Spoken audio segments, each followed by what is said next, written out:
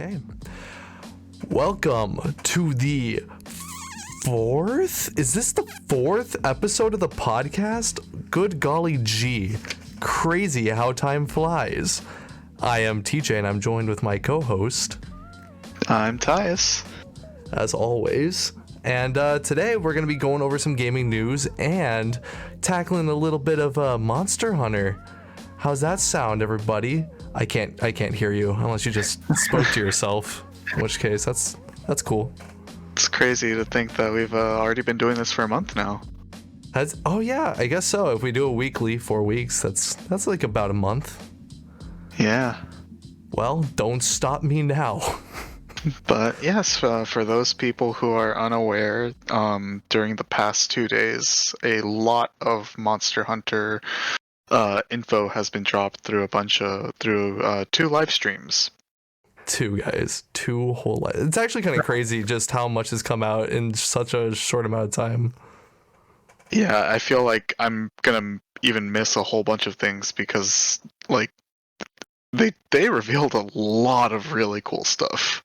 Yeah, I really enjoyed the direct, and because Tyus is much more into the Monster Hunter world. I feel like I like Monster Hunter, but I consider myself a bit more casual just because I had it on handheld, but not a lot of people wanted to play back when I was, in like high school. So I'm not as like in what's the word? I'm not as savvy in Monster Hunter as Ty is. So to supplement for that, I decided to watch the Monster Hunter movie starring Mila Jovovich because I thought, that'd be a way to supplement any sort of conversation we could have. Oh God, it's gonna be a disaster, but that's later. That's later in this podcast. Because that's a quality movie, right? It has a certain quality to it. Oh God, I'll get into that when we get there. Let's go ahead and start off with some gaming news from this week. I don't have too much aside from. Yeah, it's pretty short. It's a pretty small week. There was the Monster Hunter reveals, which is what the main topic of this week's episode is going to be. Aside from that, there's been a bit of drama recently. Shit. With so oh no. Former Overwatch League MVP Sinatra. Oh fuck! I think I heard about this one. Yeah, his ex-girlfriend recently posted a document about her relationship with Sinatra, and it was not good, to say the least. Yikes. It's just, I mean, it's honestly, obviously, it's in like every sport and everything like that, but it always hurts when it hits so close to home. Yeah. The Overwatch, or not the Overwatch, or well, actually, yes, the Overwatch League, because they had skins for each team made and for like each player's main. Yikes.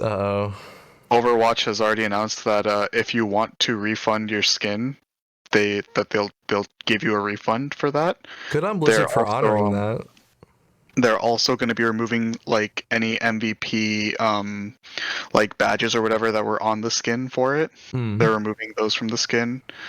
Okay, that's respectable. And I think they're also removing that skin from purchase entirely. Good. Yeah, no, I think they're making the smart decision on that. Oh, God, and it just sucks. Sinatra became a Valorant player. That's why he quit Overwatch.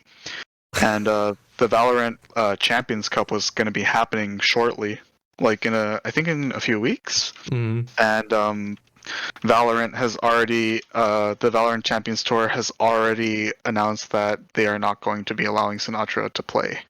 Yeah, I figured as much. Oh, yikes. So wait, did he make the transition to Valorant like after all this happened, or was it before all this happened? It was before this happened, because he's already been on the team for a while. And he's actually been like widely considered like one of, if not like the best Valorant player at this moment. Oh, okay, I see. Man, But that fucking sucks.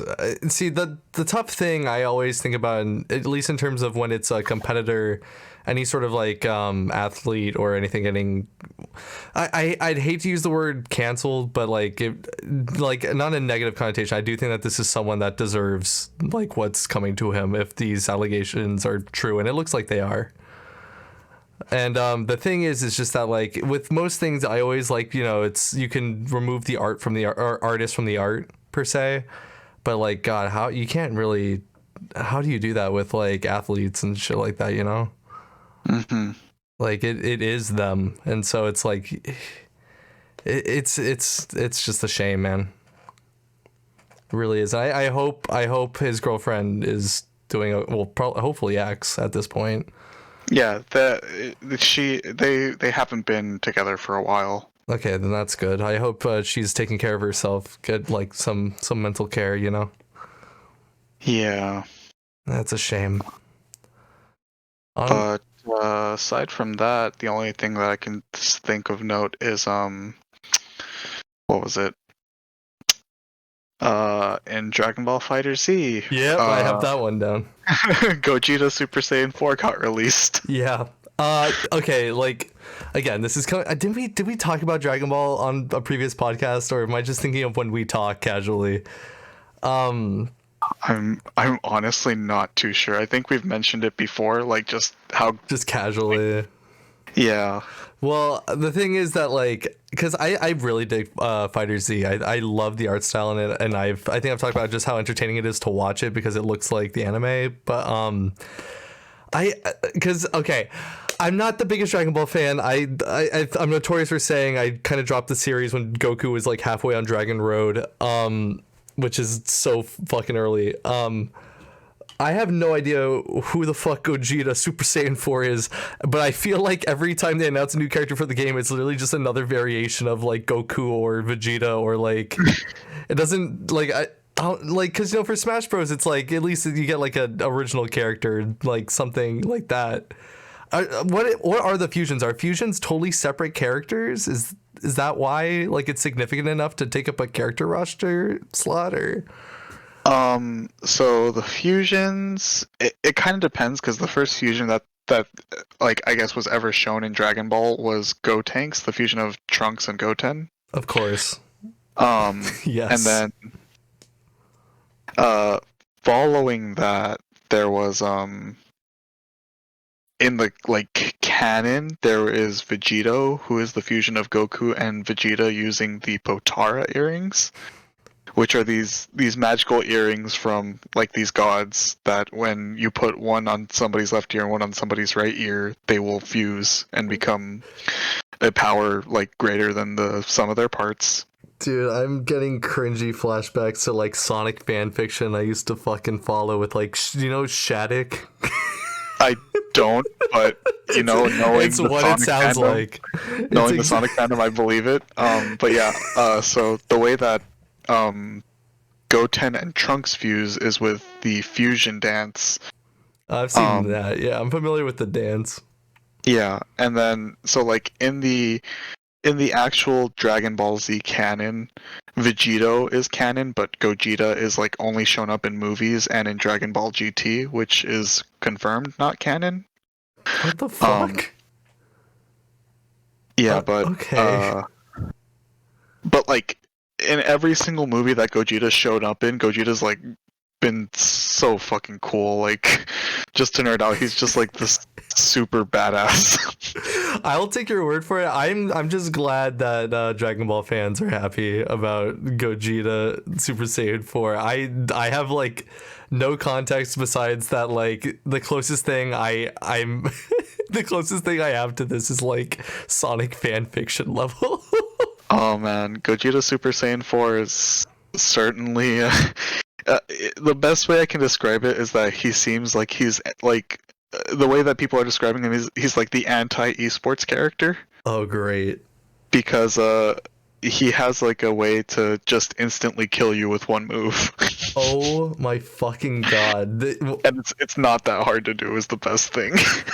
What the fuck? Wait, how has the game been pretty balanced besides that, or like? somewhat. The No one. only Yeah, who's part banned? that I would say no one's banned. Okay. No, the only character that I would say that you could argue was not balanced was in season 2. There was Dragon Ball GT Goku, or the Kid Goku that is in the game, Okay. because he just had like insane. He just kind of had everything. So like everybody was running him pretty much, or if Hmm. you weren't running him, you were running something that you could in theory counter him with. Okay. But then they nerfed him, so then he wasn't as oppressive. And then in before the Gogeta Super Saiyan 4 patch, Ultra Instinct Goku was just the most bullshit character. uh, and like recently, because of COVID, normally there are tournaments for the Dragon Ball Fighter Z like World Cup, essentially, Hmm. where if you win a tournament or you place within the top 8, you get so many points. Yeah. And then if you have enough of these points, or you are one of the people who, because like essentially there were like 7 worldwide tournaments, and if you won one of these tournaments, you got one of the 7 Dragon Balls, which Oh, made like you auto actual. qualify. Yeah, so they let Oh. you auto qualify for the final at the end of the year. Oh, But that's then fucking cool. yeah, or if you had enough, I think it's also like there was a point system where if you placed high enough in tournament, you'd get points, and then aside from the 7 people who got the Dragon Balls, I think like the 9 people after that who had the highest amount of points would also qualify. So there was a bracket of 16. Oh, damn. Okay. Um, I think it was either that, or they had like a last qualifier before the actual tournament where the winner of that would um qualify, and it would be a bracket of 8. I can't remember which one it was, but Hmm. um they obviously can't do that right now because of COVID. Well, yeah, yeah. So instead, what they did was they had regional online tournaments where uh, Bandai Namco invited like 8 people per region. So there was like North American West Coast, North American East Coast, um, Europe, Japan, and I All over think the there was another one. globe. And for a few weeks, every weekend, these players would compete against each other in like first to fives, and Oh, then okay. like the top like 4 of those groups of people would end up playing in like a mini bracket to see who was the best person of that region. Okay. That makes And sense. in out of the 5 regional online tournaments that there were, Ultra Instinct Goku was on 5 of those teams. God. So if you do the math, Ultra Instinct Goku was literally in every single team that won. Oh my fucking god. That's a good sign. That's a really good sign. Granted, they just nerfed him Okay. Yeah, with the most recent patch, that'll but fix now the there's a character problem. that can literally touch you and kill you. So fuck it. Okay. So it's Thanks, why people are Gogeta. just saying, like, it seems like Bandai Namco just said, you know what, fuck esports. We're just gonna, you know what, you want to just kill someone by touching them once? Do it. So they gotta let out their rage somehow. I guess they'll do it through their fucking game development. What the hell? It's great. Well, I'm glad to hear it. Real glad to hear it. I guess I got like a few little like tidbit things just to announce because this is just because I think people probably already know this, but at least for this announcement, I play mainly on computer, so I haven't like really been paying attention to PlayStation. I pay for PlayStation Plus. Turns out the free game for PlayStation Plus this month is Final Fantasy VII Remake, which is Yeah, yeah. crazy. Like I've been like wanting to play it, and now I actually get my chance. Yeah, honestly, I'm kind of shocked that they would make that the free game. Yeah, it's I actually saw a lot more people mad just because like Oh, they literally paid for it. exactly like it's not even that like far from release, and like people Yeah, bought which it. is yeah, that's why I'm so surprised. But I mean, I'm of the mindset that it's a good thing because you're getting more people to play a game that you enjoy. Yeah, I think so too.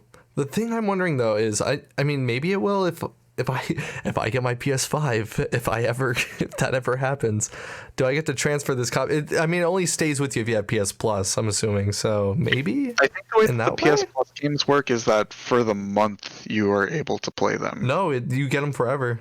Oh, forever, really? I Well, not didn't know that. forever until you stop paying for your PS Plus. But so like, let's It's say you stop paying for PS Plus and then you start paying for it again later. Do you you get it still back. have the Yeah. game? Oh wow, that's really sick. Yeah, no, PS Plus, it's a pretty good program, like at least in terms of that. But you got to like stay on top of like what is like free for that month because if you miss it, you don't get it back. hmm So yeah, but the good thing is though, like if you don't have storage or anything, you can just the minute like it's available for the month, you just do add to library, and then like you can download it at any time, or like regardless, even if it's past the month, as long as you just said add to library. So it's all cool. I was just like really shocked that that was the game that they chose for this month, and like, I mean, just really happy. It just feels like like sweet free game, like game I'm actually interested in. hmm It literally just came out. The next thing I wanted to talk about, and I feel like I don't know if you're in the same boat as me, but Pyra and Mythra have been released, and I have not touched Smash Bros. I haven't either. Like I at least when Sephiroth came out, I was like I spent like maybe like 30 minutes at least just like fucking around. I have not even just touched Pyro or Mythra. Like I have I guess like no interest. Yeah, the same applies to me. I mean, so far this DLC season for Smash has not been the greatest for me. Yeah, 'Cause like, what do they open with? it was Um, was it Min Min was like the bonus yeah, fighter, Min Min and was then was number one. Then it was Minecraft Steve. Minecraft C was the best. I don't know what you're fucking on about. Then The it's problem is that's where they Sephiroth. peaked. The problem is that was the peak of this DLC pack.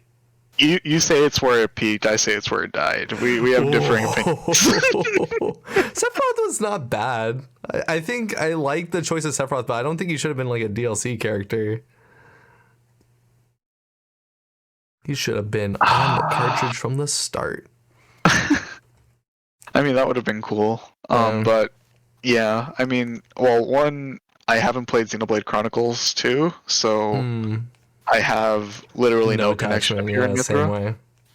And aside from that, it I just I've lost a lot of my interest in Smash Ultimate, especially as of late. Yeah.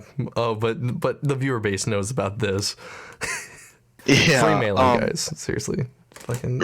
realistically, if I could play Smash Ultimate offline, I would probably enjoy it a lot because I love playing pretty much any Smash game offline. Mm-hmm. Like, it's just the online feels so garbage that I just don't want to subject myself to that torture. Yeah, man, I don't blame you. The other thing that just kind of bothers me about this DLC pack right now is like they started doing some cool shit with the like the Mii fighters, like with Sans, Cuphead, Bomberman. Like they had like these Mii fighter costumes that basically were like basically throw in a bonus character.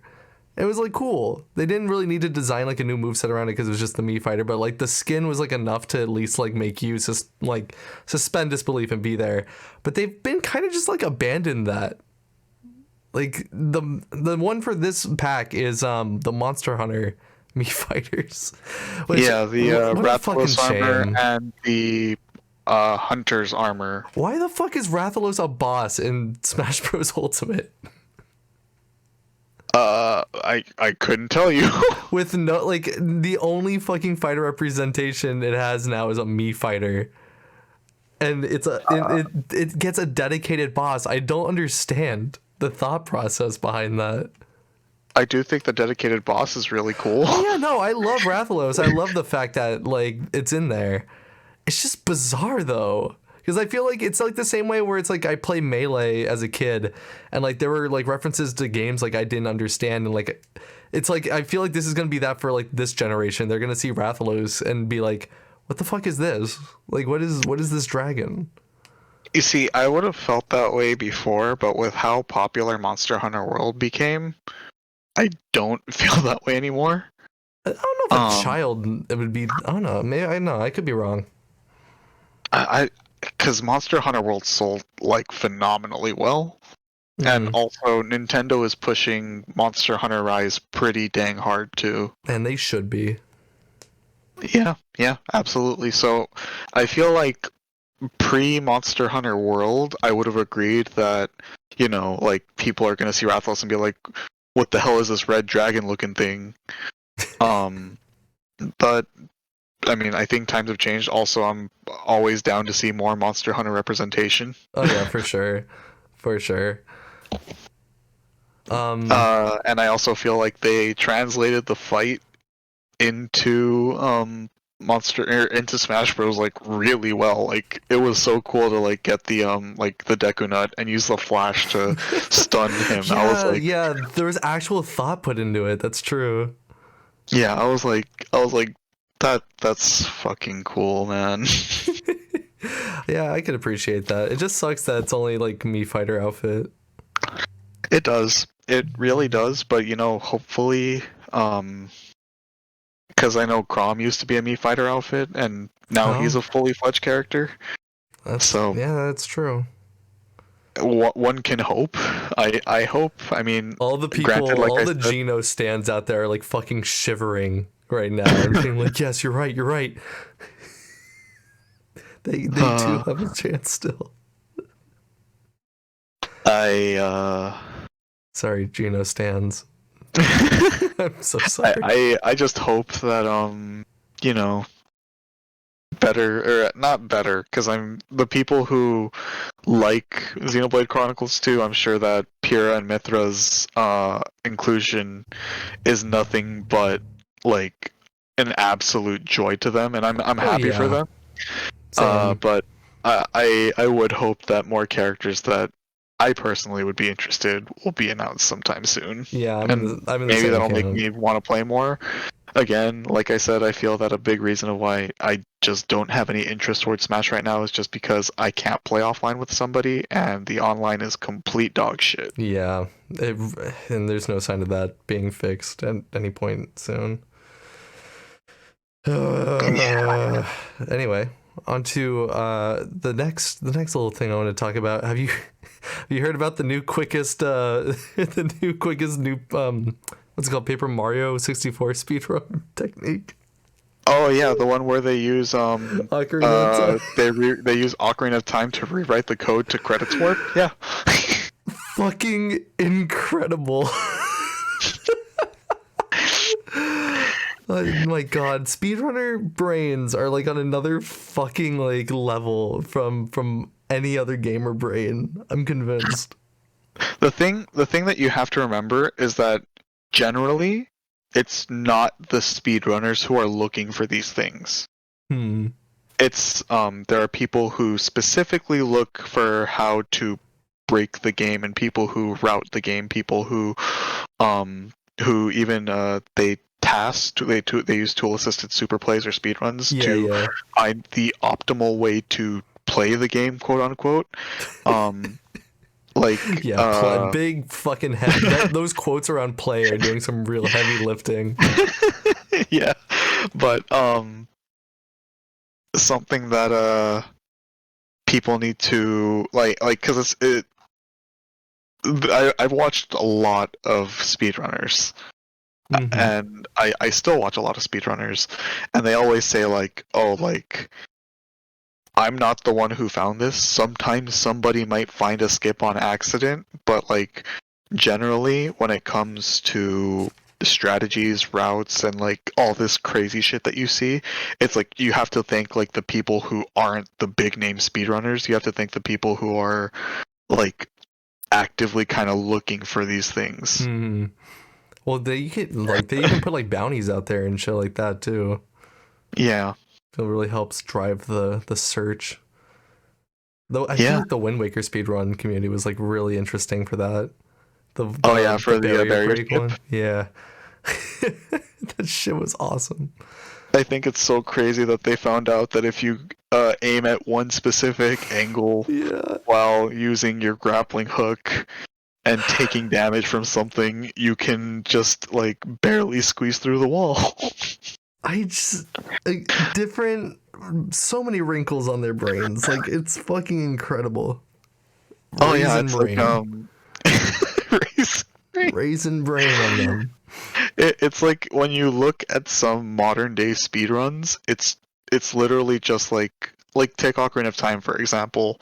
Like people have figured out how to beat that game, and like I think like the world record right now for like the I think it's called like arbitrary code execution is like 16 minutes, where it's literally I beat Goma, I catch these bugs with a bottle, drop the bugs, backflip, and now they're not bugs anymore.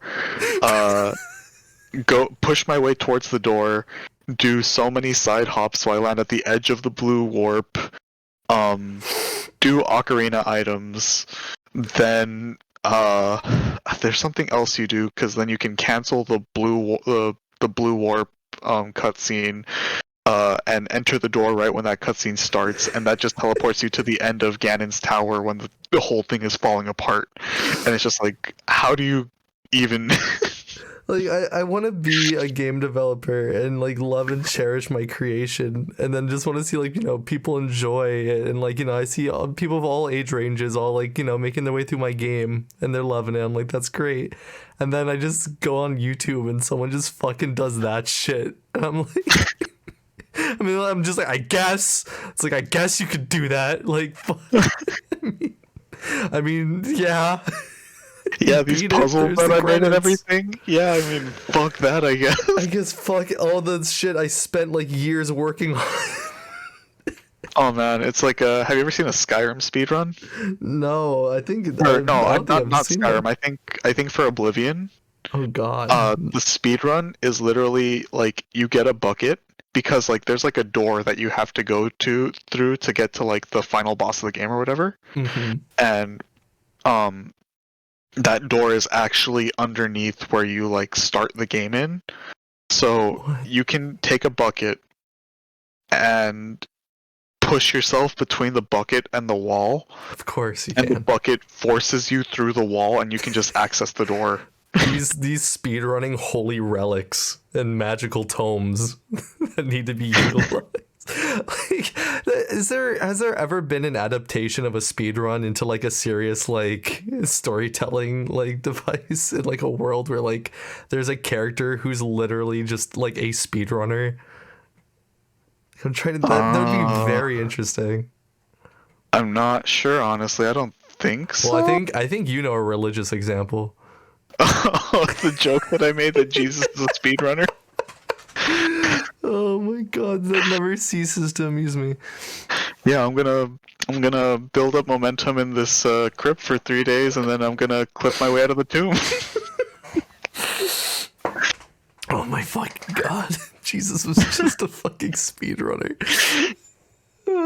It's true though. It's true. No one else was there to prove it. To prove us wrong. There's like ancient alien or the ancient astronaut theorists or whatever. We're like the ancient speedrunner theorists. All the ancient civilizations have just like made religions built around speedrunners in our history. It's true. It's true. Anyway, the last thing of like gaming news I think that's like relevant. It's not even news because this week has just been really slow. But I got to play a bit more of Persona 5 Phantom Strikers, or is it Scramble here or Strike? Strikers is a better name. Strikers is a better name. Strikers. Okay, I like Strikers. But I've been playing it, and holy shit, it's because on paper, you know, it's Dynasty Warrior Persona game. But it is literally a fully fledged sequel to Persona 5, and playing it on the Switch is surreal. Does it run well on the Switch? It runs pretty well. Yeah, it's 30 FPS, but like it runs pretty well. I haven't had any issue playing at all. Like it runs better than Age of Calamity does. Oh, that's nice. Also, I'm looking at the Steam reviews, and one of the top voted ones is they gave Joker from Smash his own game. Oh my fucking god. Oh my god, I'm gonna fucking gouge my eyes. It's over. The crazy thing about that, like, because have you played the demo or any of that? So, like, do you have any idea of, like, like what No, I the game haven't. plays like. It has all the like daily activity like gameplay from like Persona 5, like 1-to-1. Like I could have handed you my Switch like on the parts where like you're walking around like Shibuya or anything like that, and you would literally think you're playing Persona 5. Really? So, oh, that's really cool. Like it literally like I don't know how to explain it. And it picks up right after Persona 5. It's a direct sequel. I have not gotten that far into it. I've been playing a few hours, and if you know Persona, a few hours is like the first fucking week. So Yeah. I'm not far at all. But like yeah, it still has like the day system. It's still like the only difference is instead of like when you're going into like the palaces or anything like that, it's not turn-based RPG. It's basically an action RPG.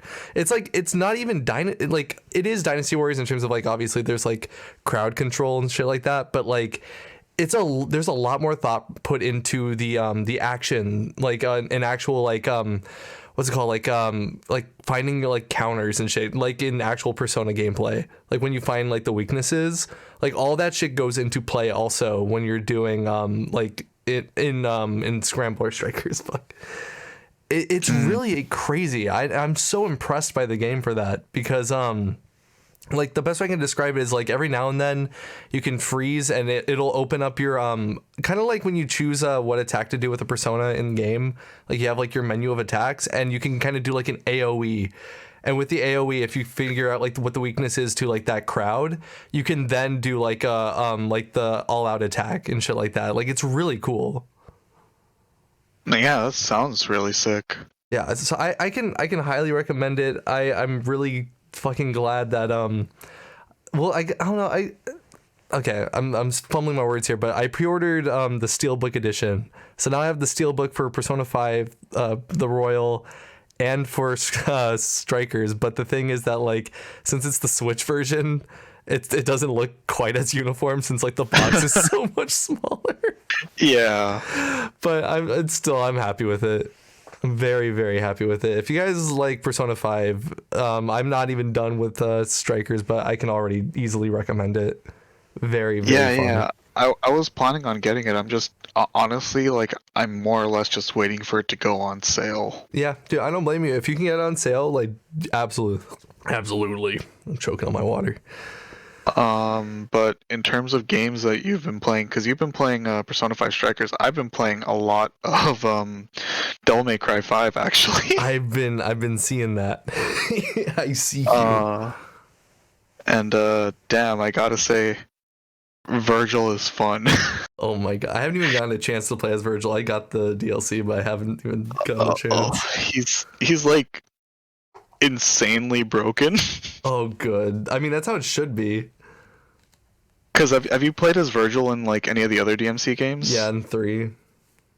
Oh, so you haven't played like what I would call like true Virgil then? Oh fuck! Why? What? Wait, where's True Virgil?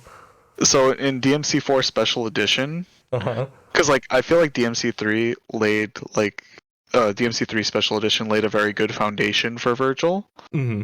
But DMC4 Special Edition like almost perfected it. Because they gave Virgil this mechanic called the concentration meter. Concentration meter, of course. And it fills up when you play like Virgil. So like you if you don't miss attacks, if you dodge enemies at the last second, if you like there's even like this mechanic where like you know how Virgil fights with his katana, right? The Yamato? Mm-hmm. You know how with Dante, you're almost kind of incentivized to constantly be animation canceling your attacks and just like going batshit crazy, just like canceling moves into other moves and just like a non-stop flurry almost. Yeah. With Virgil, if you actually let him finish the action of like sheathing his katana after he strikes, it builds up bonus devil trigger meter, and it also builds up his concentration meter. And when his concentration meter is like, there's different levels. There's level 0, level 1, and level 2. And when you have your concentration meter like past level 0, some of your attacks get buffed, and at level 2 they get buffed even further, and you get access to like special attacks. What the fuck? Yeah, so like there's so many crazy things you can do, and like the best one is the just judgment cut system. Mm-hmm. So you know how the judgment cut, like you hold down the attack button, you let it go, and then Virgil like cuts through space to Yeah. like make a bunch of cuts where his enemy is. Yeah. If you time it perfectly, you can cancel his judgment cut into a more powerful judgment cut that's it does more damage, it's got a faster recovery, a faster animation, Uh-huh. and you can cancel this into itself up to 3 more times. What the fuck? Even like. So, like, if you, I mean, it's not because I was gonna say it's basically you can play DMC5 on baby mode, but like, you still gotta have skill to do that. I would not call Virgil baby mode because It his thing is rewards you all for, if about, anything, for being good. yeah, it's literally, if you're good, you become the most broken character like I've ever seen, because like you Very, can't very just accurate mash. to the character, though. Yeah, because if you just mash, you don't build up any concentration. Jesus Christ, that's smart. So like you have to play like Virgil in the sense that like each one of your hits has to connect. Each, like when you dodge, because like if you take a single hit, you Mhm. lose all your concentration. Okay, yeah, that makes sense. If you're just whiffing moves, you don't build up concentration. I will If say, you're not letting your like your the entire animation of your attacks finish, you don't build up as much concentration or double mm, trigger. yeah, yeah. So it's like those little things translate into the type of person that Virgil is so perfectly. Oh my god, yeah, no, that's so true. Because like, I was gonna say the one thing that I definitely appreciated when I was playing like Devil May Cry, like back in the day, back in the good old days. I was very much because I kind of said this earlier, so I consider myself more of like a casual gamer when it comes to like games, even though I play a lot of non-casual games. But like Devil May Cry was like the one series that like really forced me to like variety and not just button mash. Hmm. And I always like appreciate it for that because like I definitely like growing up was always like the kid that just fucking just mashes whatever like is the most strong, whatever I perceive as the strongest move or whatever, just over and over again. But then like Devil May Cry came in and it's like, no kid, like that's not, you're not gonna go anywhere doing that. Yeah, and that's like something that I really enjoy, because it's like with like God of War, for example, like Mm. you find the one combo with the one weapon that just works Yeah. better than everything, and you're just like, all right, this is what I'm doing for the next like 10 hours. Well, yeah, exactly. Like this is it. So But Devil yeah, May Devil May Cry Cry. is Yeah. like, you try that shit, you're gonna get your shit rocked. Get your shit kicked in. Yeah, and I love that about the game. I got it. I gotta try the fucking virtual. I'm not as good at DMC5 though. Like I'd have to like I have to sit down and actually like get the controls down again, relearn, re-educate. Yeah, It's always the I best feel that. part. All right, I think it's time to get into Monster Hunter and all the goodies that have been bestowed upon us. So, before we get into Rise, I want to talk about Monster Hunter stories. I have some notes written down. I have a few things about stories. Very few, like four bullet points. So, like, one, I think the game looks absolutely gorgeous. That is one of my notes. The cell shaded anime style is fucking beautiful. Like, honestly, to me, I actually think it looks better than Rise.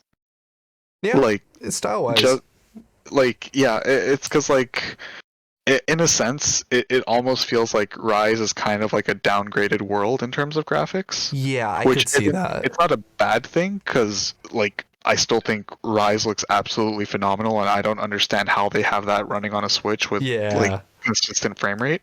yeah. So it's not me like taking a jab at Rise's graphics. It's just I've always loved the Monster Hunter Stories art style ever since the first one on the 3DS, and I think that Stories 2 just like amps it up to a different level. Yeah, man. I that was the one thing I could definitely appreciate watching the trailer, even though like I had zero context as to what is going on. Who are these people? I recognized the monsters. I'm like, hey, that's familiar. I don't know why everybody's so nice, and but like the art style was just like, because it's I'm assuming the gameplay that they showed Monster Hunter Stories is that only on Switch? Well, the first one was on 3DS, Right, right, but and then two. they ported it to mobile devices. Oh, really? I didn't know that. Yeah, I know for a time it was like $5 on like the iOS App Store and the Google Play Store. Oh wow, I had no idea that they ported it to mobile. Yeah, and like it honestly it runs even better on mobile than it did on 3DS. Dang, seriously? Shit, Yeah, I didn't realize that 3DS was that underperforming. Oh, I guess it makes sense. Mobile's kind of it's become a lot more powerful in recent times. yeah, but so sorry, what else were you saying about No, it? I was just saying because like if the gameplay they showed was running on a Switch, like I'm just surprised at like how clean like the artwork looks. I don't know if they were showing gameplay specifically from the Switch version, but they did announce that it is also coming to Steam.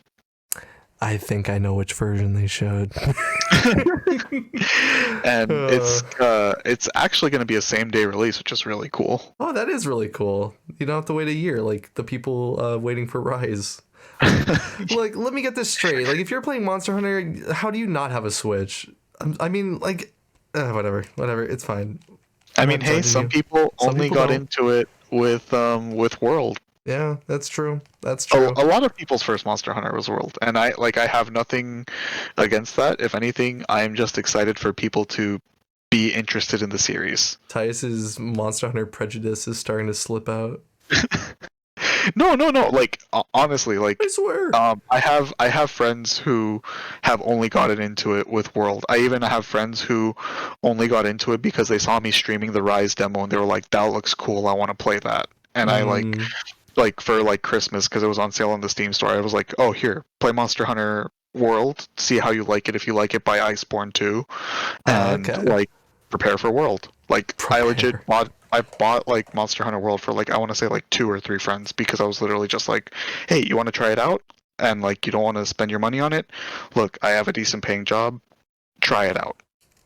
Yeah, I mean, you're a very generous person. That is one thing I know about you. Too generous, perhaps. Yeah, maybe. You're like the Monster Hunter cult leader anyway. You're just indoctrinating all these people to the holy church of I am. Monster I Hunter. am. I did that in I did that at El Camino. I continue to do that with other friends. I did it with my brother, my cousins. I will get as many people as I can into Monster Hunter. Oh, good. I mean, it's a worthy cause. It's better than other cults. Yeah, dude. I don't make you drink no Kool-Aid. Oh my god. Yeah. Just mega potions. That's it. What's it called? The next thing I had on there was the co-op looked kind of cool. Yeah, Did that's 3DS have something. co-op? It did not. Okay. All right. So the whole thing about Monster Hunter Stories is that it's in the same universe as Monster Hunter, obviously, but it focuses on this tribe of people who, instead of hunting monsters, They they make befriend sweet love. monsters. Oh yeah. They befriend monsters and they ride them and they work alongside of them. It's How to Train Your Dragon in the Monster Hunter universe. It kind of is, and it's really cool because so it's like a turn-based RPG, unlike regular Monster Hunter, which is obviously an action game.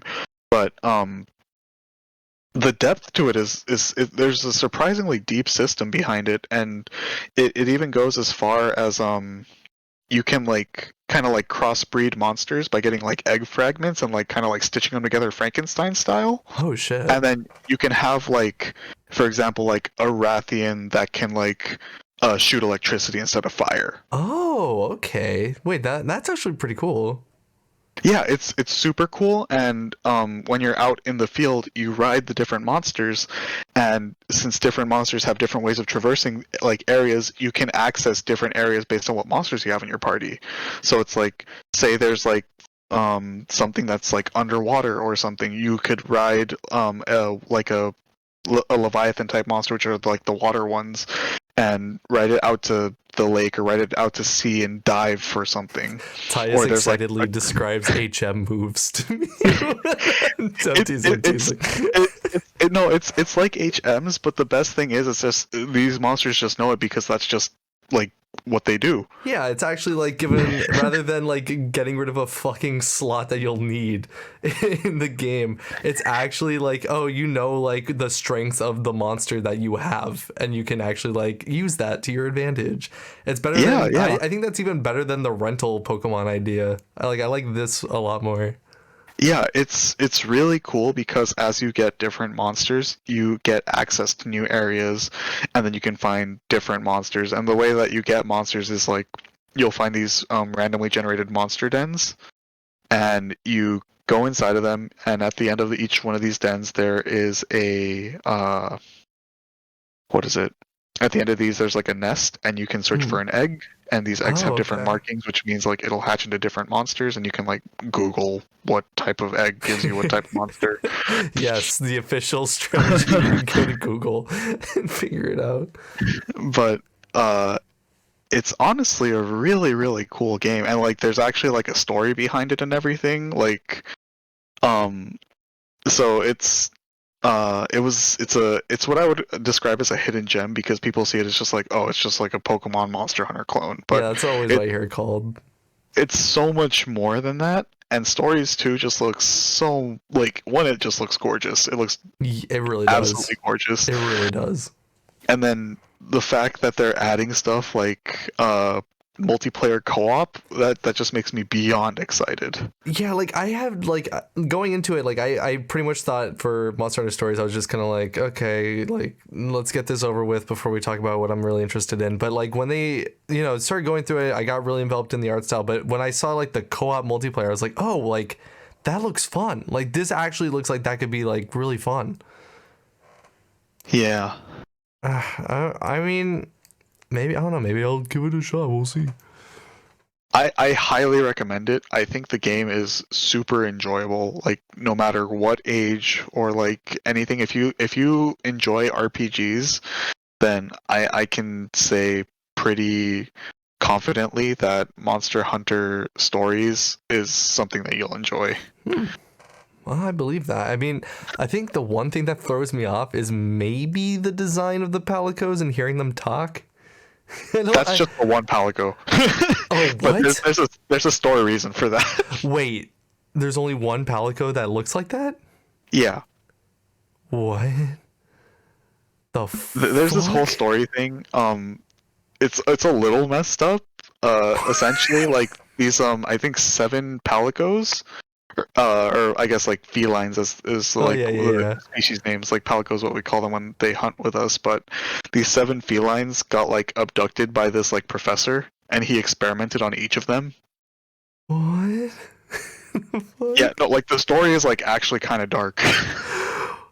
I'm I'm sold now. Actually, now that I know there's an in-universe reason as to why the Palico looks the way it does. Yeah, that's why he talks and he like looks like that. All right. No, I'm sold. Fuck it. Monster Hunter Stories 2. Let me go ahead and add that to my Amazon shopping cart real quick. Oh my god. The other thing, I mean, I guess this isn't really like a thing about Monster Hunter Stories. Well, it is, but like, it's not one of the key things. I thought that the way that they put the Rise outfit in, like in that art style, looks really cool. Oh yes, absolutely. It translates really well. Yeah, I mean, like, I'm a huge sucker for like the art style of stories in general. Like when I first Hmm. saw it on 3DS, like I was like immediately in love with it. And I love cel shaded graphics, like Skyward Sword and uh, Wind Waker are two of my favorite Zelda games. But But that's for babies. this is for babies. I like baby game, but Only babies can understand shapes. you're right. But yeah, like the Rise armor in the story's art style is just absolutely gorgeous to me. Yeah, I always love it when a game rewards you for having like save data of like a previous game in that series or anything like that, and rewards you with like some bonus gear. Persona Royal, or yeah, Persona 5 Royal did that, and I was like, that's fucking awesome. Like it's I was gonna bring it's up so good. fucking when Psycho Mantis like reads Oh your my memory card god. about your Solid 1. So I see you like Castlevania. I fucking want to die. That like why don't more games do that though? Like that was an actual fucking fear. Yeah, like when I was like, how old was I when I first played Metal Gear Solid? I think I was like 5 or 6 years old, and like he said that I was just sitting there like, oh No, my god. no, I was don't. like, I was like, how does he know? How does he know? Like it's such an effective fucking way. I don't know. Do you think like a game could recapture that? There's got to be a way. I feel like the closest it's come to recently has been Phasmophobia for me, in the way that like it has voice recognition. Hmm. Like that so far has been the most recent way that like the fourth wall break has actually like made me like be like what? I don't know, man. Good shit But though. Always good shit. yeah. Oh my god. Please But yeah, games read my memory card. Stories 2, great game. Looking very much forward to it. Like, and even with Stories 1, uh there was a DLC mission Mhm. where you could get a Pona. What?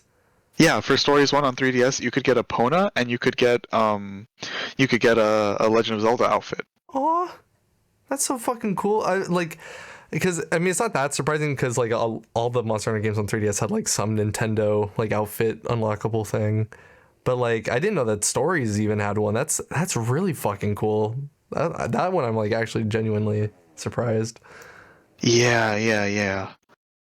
But yeah, so that's like the gist of it for Stories and Stories 2. You don't need to have played Stories 1 to play Stories 2. But there's a character or maybe two from the first one in this. Yeah, but at least in Japan, they're going very heavy on the advertising for this game, and they're constantly saying you don't have to have played the first one to play this one. Okay, then I'll take that their word for it on that.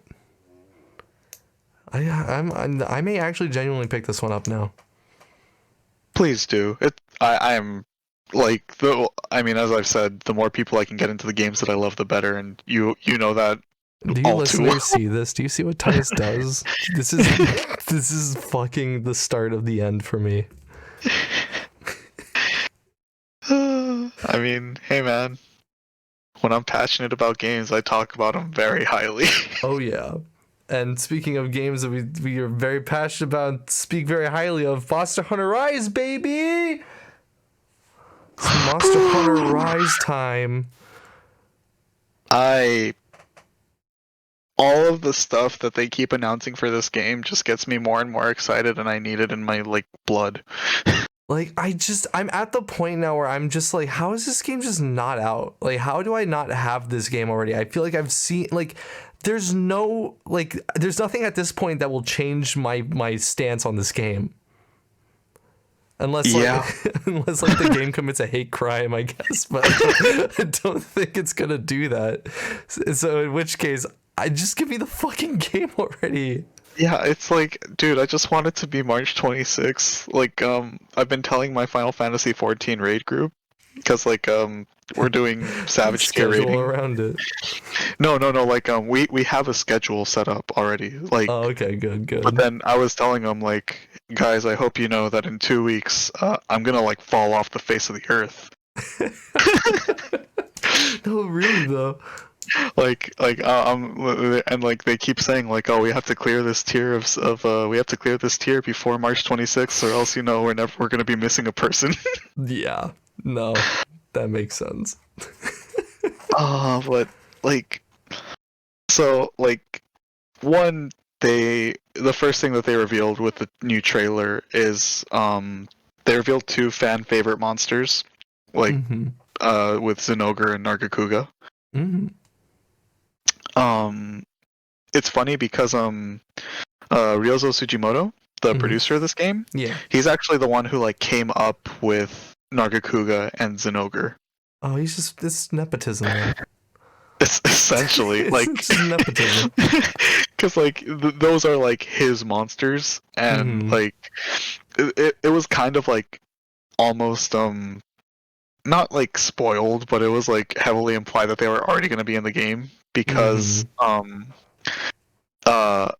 like on his Twitter, like Tsujimoto posted like a picture of like him and his cats, like his palicos.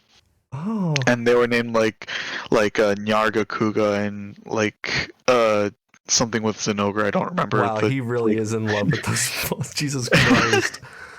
But I mean, not just him. Like a lot of people love those monsters. I mean, they got good design. I don't blame it. Yeah, I know. One of my best friends who I got into Monster Hunter. My good friend Tiny. He is absolute like Zinogre is his absolute favorite monster. Dang, really? Yeah, like absolutely, it is 100% his favorite monster, and never gonna forget when like the first time he saw it, he was like, "I want to make the weapon, I want to make the armor, I want that. I want to become. I want to be as close to this creature as possible." Unfortunately, he has not been watching any of the directs or anything about it because he wants to go into the game completely blind. Okay, fair enough. But he's gonna be excited now that Zinogre is officially confirmed. I'm very happy for him. Oh my god. I think one thing I really liked that they kind of briefly touched on is the was it like I did not write it down in a good way, but when they were talking about wire bugs, they were talking about how you can actually like customize the different styles to make like how you fight more unique. Which, that's the best part. Okay, so fucking cool, dude. So in the previous game, not World Iceborne or World, but Monster Hunter Generations and Generations Ultimate, they introduced the idea of hunting styles. Yeah. With Generations, there was 4 styles, and then Generations Ultimate, they added 2 more, so there's 6 total styles, and each one of them plays differently, and it kind of caters to a different way to play. So like, there's Guild style, which is just the basic style, so that's like the standard way to play. Vanilla. It's a vanilla. There's aerial style, which replaces your dodge with a little vault forward. That was literally the one I only used. If you make contact with something, you jump off and you're able to do aerial attacks. And I mean, hey, that style's fun as hell. Yeah, I love aerial inside style. glaive, it's like necessary. It's great because like people thought like, oh well, like aerial insect glaive is like, or like with aerial style, like insect glaive is dead because every weapon can mount now. But they gave Insect Glaive this forward vault with its jumping. It's fucking Attack on Titan shit. I love it. Yeah, you just get to yeet yourself at the monster, and it's so sick. So fucking satisfying, dude. Yeah. There's the Striker style. So they added this these Hunter arts, which are essentially like super moves in Generations Ultimate, and Striker style lets you get 3 of those. Whereas Guild style you get 2, and then every other style you only get 1. So Striker style is used like if you really want to go ham with those super moves, because they even charge faster when you have Striker style equipped. You gotta really want it. And the last one is the Adept style, which if you dodge, or with some weapons, if you guard at the like correct time, then you get to pull off like a special attack, and you have like increased invincibility frames and stuff. So it's meant to be used for people who like really know a monster. Okay, yeah. That all the other styles are always just kind of like a blur to me, because I'm like, I don't care, aerial. I don't care, I want to jump. I want to fly, baby. Yeah, but like I loved that gameplay change, because it made it so that like even if 2 people use the same weapon, they could play in completely different styles. Yes. Which 100%. Which I mean, the more customization, the more ways that you have to express player creativity, the better it is for me. Dude, I 100% agree. Just in terms of like, even in like games I play, it's always the thing that always keeps me interested is just how like, mainly it's online games obviously, but like the amount of the person playing is brought into like their character. And I always feel like games get really close, especially in terms of like just kind of aesthetic customization with like clothes and stuff like that. But like to finally like it really looks like we're taking a step towards like what I've always wanted, which is like strictly having like fighting styles that are like unique to a person. Yeah, so the cool thing is they introduced what they're calling switch skills. So it's not true customization yet, but We're getting there, every bro. weapon It's has promising. three moves that they can switch out between one or the other. Mm-hmm. So there's going to be two options for three different moves, and these could be the wire bug moves. These could be like normal parts of the kit. They haven't shown off all of them yet, if I'm not mistaken, but Yeah, I don't think so. They made a mention of that they're like yeah, like you find out more when you actually play the full game. yeah, and that's so insanely cool to me because it means that now instead of just like styles being different, people are just going to have like different moves, and that means that there's going to be different ways to play each weapon. Mm-hmm. And to me, that is just the coolest thing that they could have done Absolutely. because it adds because like there always ends up being a meta in Monster Hunter, and I'm fairly certain that once the game is out for a while, people are gonna figure out like Yeah. what's the most optimal way to hunt essentially. Yeah. But I feel like This is with combating meta though, I feel like in a way when you yeah, allow yeah, yeah. this. That's the best part because it means like now some skills that you would never use with a certain weapon, now it's like, oh, now it's completely viable because of this move that you can change out. Mm-hmm. Which to me, I think is just so sick. It is, dude. It's so smart. It's incredible. Like just any form of self expression through like gameplay is appreciated. Yeah, it's why I like Super Smash Bros. Melee so much Mm-hmm. because when you watch people play, like high level players play that game, you can tell the difference between two people. Like you can see like Mango play Fox compared to the way that like Armada or Leffen plays Fox, and you'll be like, oh, Mm. that one's Mango, oh, that one's Leffen, that one's Armada. Yeah, I know exactly what Like you mean. even at like a mid level, you can tell the difference because like that game lends itself so perfectly to player expression, which is why it's been a favorite game of mine.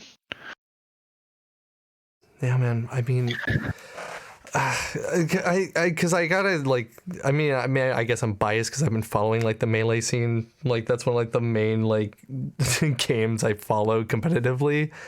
But like, I don't see that with any other game really. Like, especially when like the meta's found, it seems like a lot of things are like very samey or people borrow like from each other. But like, especially when like melee was at its like peak and like they're titans, man. Like seriously.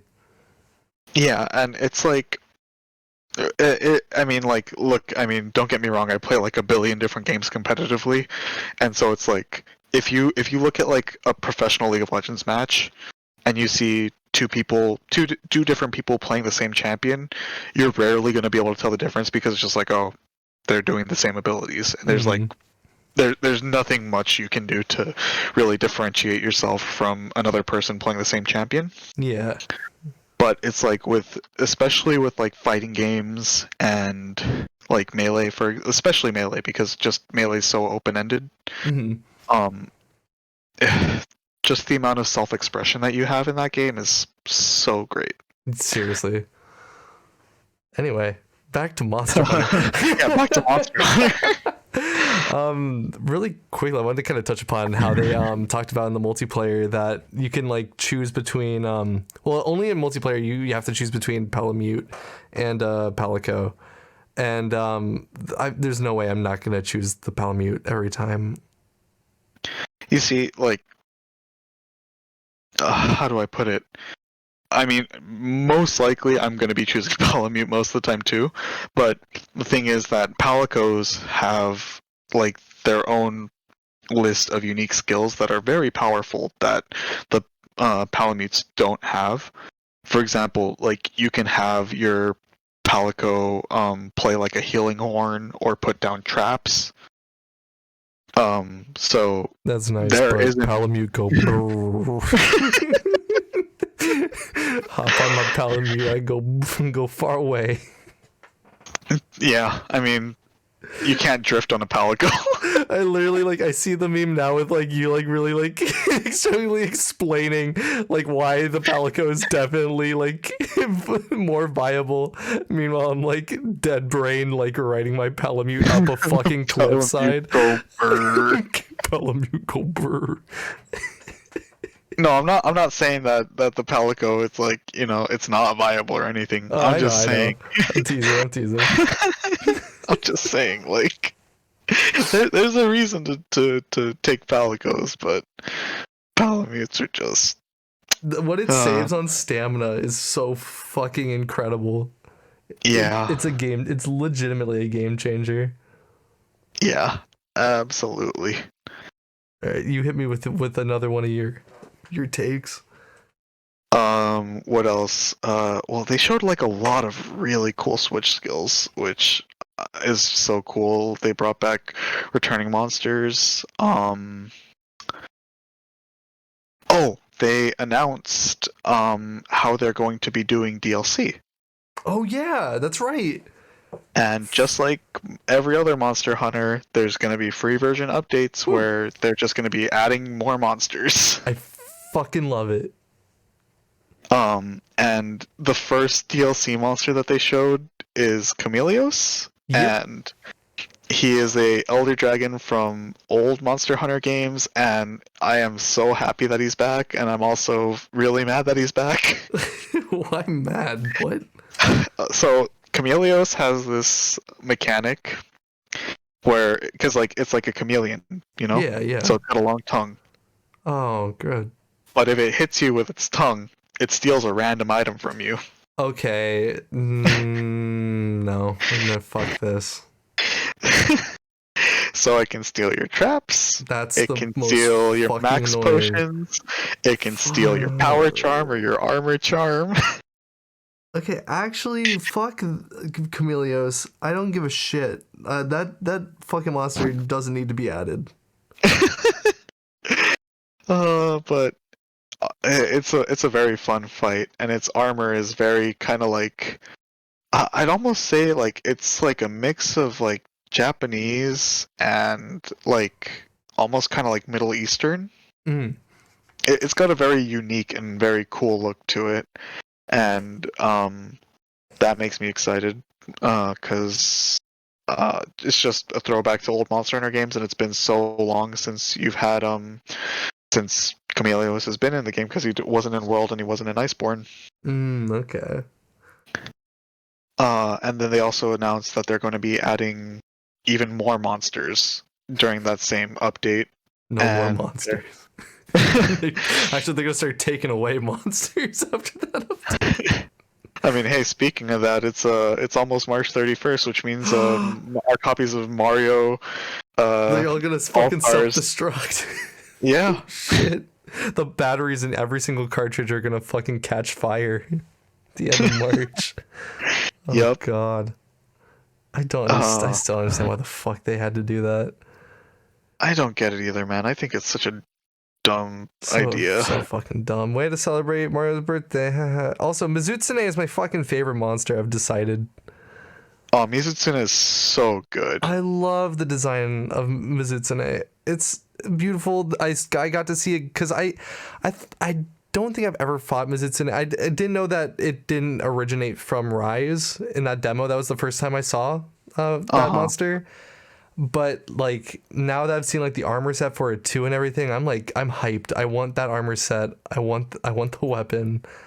Oh my god, so I love the Mizutsune armor set. It's like based off of like a traditional like Japanese like wedding garb. Mm-hmm.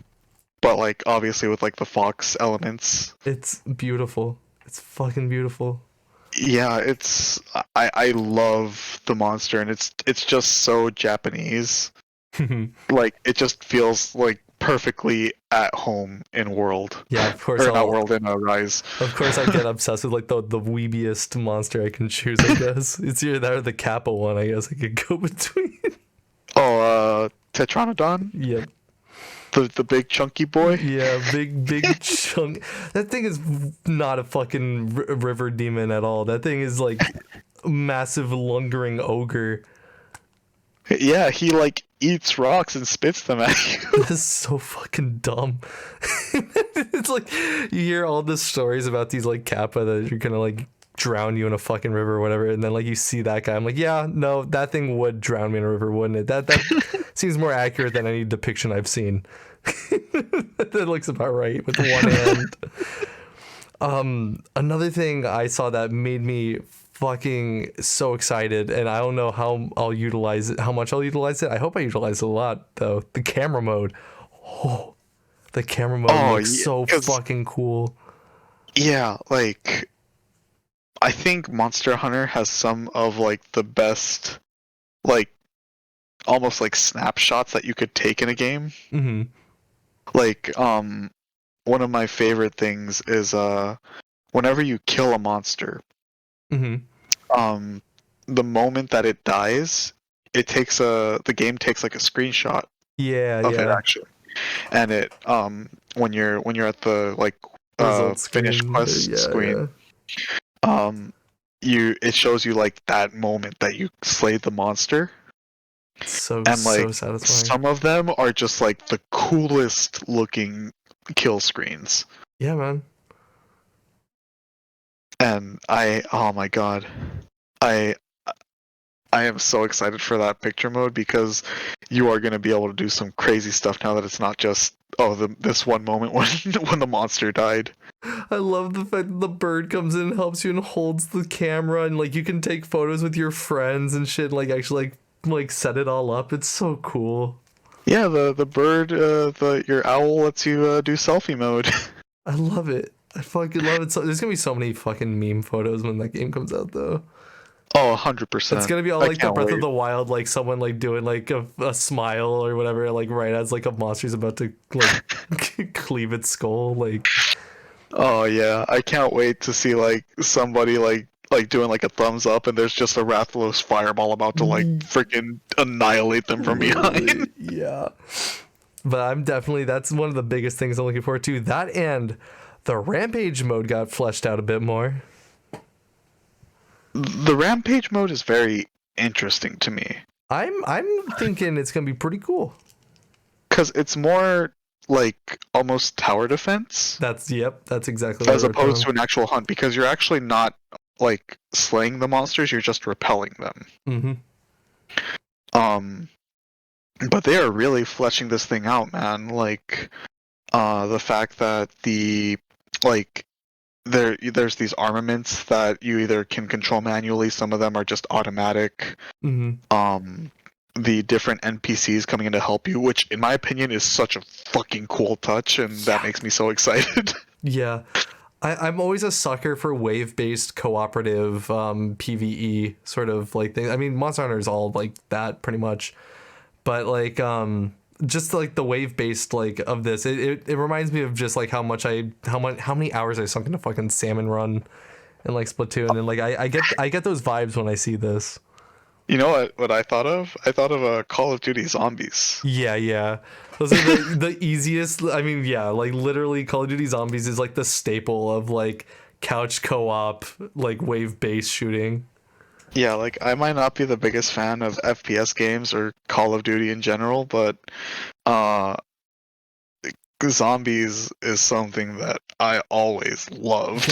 Yeah, I feel like it's hard to find anybody who's ever had an issue. I mean, like I'm talking about strictly like World of War, Black Ops 1. Like those were peak zombies. At least for me. I mean, I even like Black Ops 2 Zombies, if I'm being honest. I'm quitting the podcast. Goodbye, everybody. You didn't like Black Ops 2 I'm literally Zombies? just joking. No, Black Ops 2 Zombies was good. My issue is like it's less memorable to me because I think Black Ops 2 is around the time I dropped out. But like I remember liking the bus one. Yeah, that's the one that I liked. I didn't like the other one. Yeah, the bus one was fun just because I liked the feeling of like how big it was. Yeah, that's the only reason why I really liked it. I mean, because I actually haven't played the World at War Zombies. Oh, Because the okay. only time I had World at War was on the Wii, and they didn't have zombies on the Wii. It gotta be family friendly in my World War II game, I But guess. Black Ops One zombies, like that first level where it's like the haunted mansion type thing Yeah. with the theater like Yeah, behind the starting Keynote or room. Toad, I think. Yeah. Oh, I dude. loved that map so much. I want to I want to relive I want to relive that, man. Like Ascension was always my favorite one, the one with the rocket ship.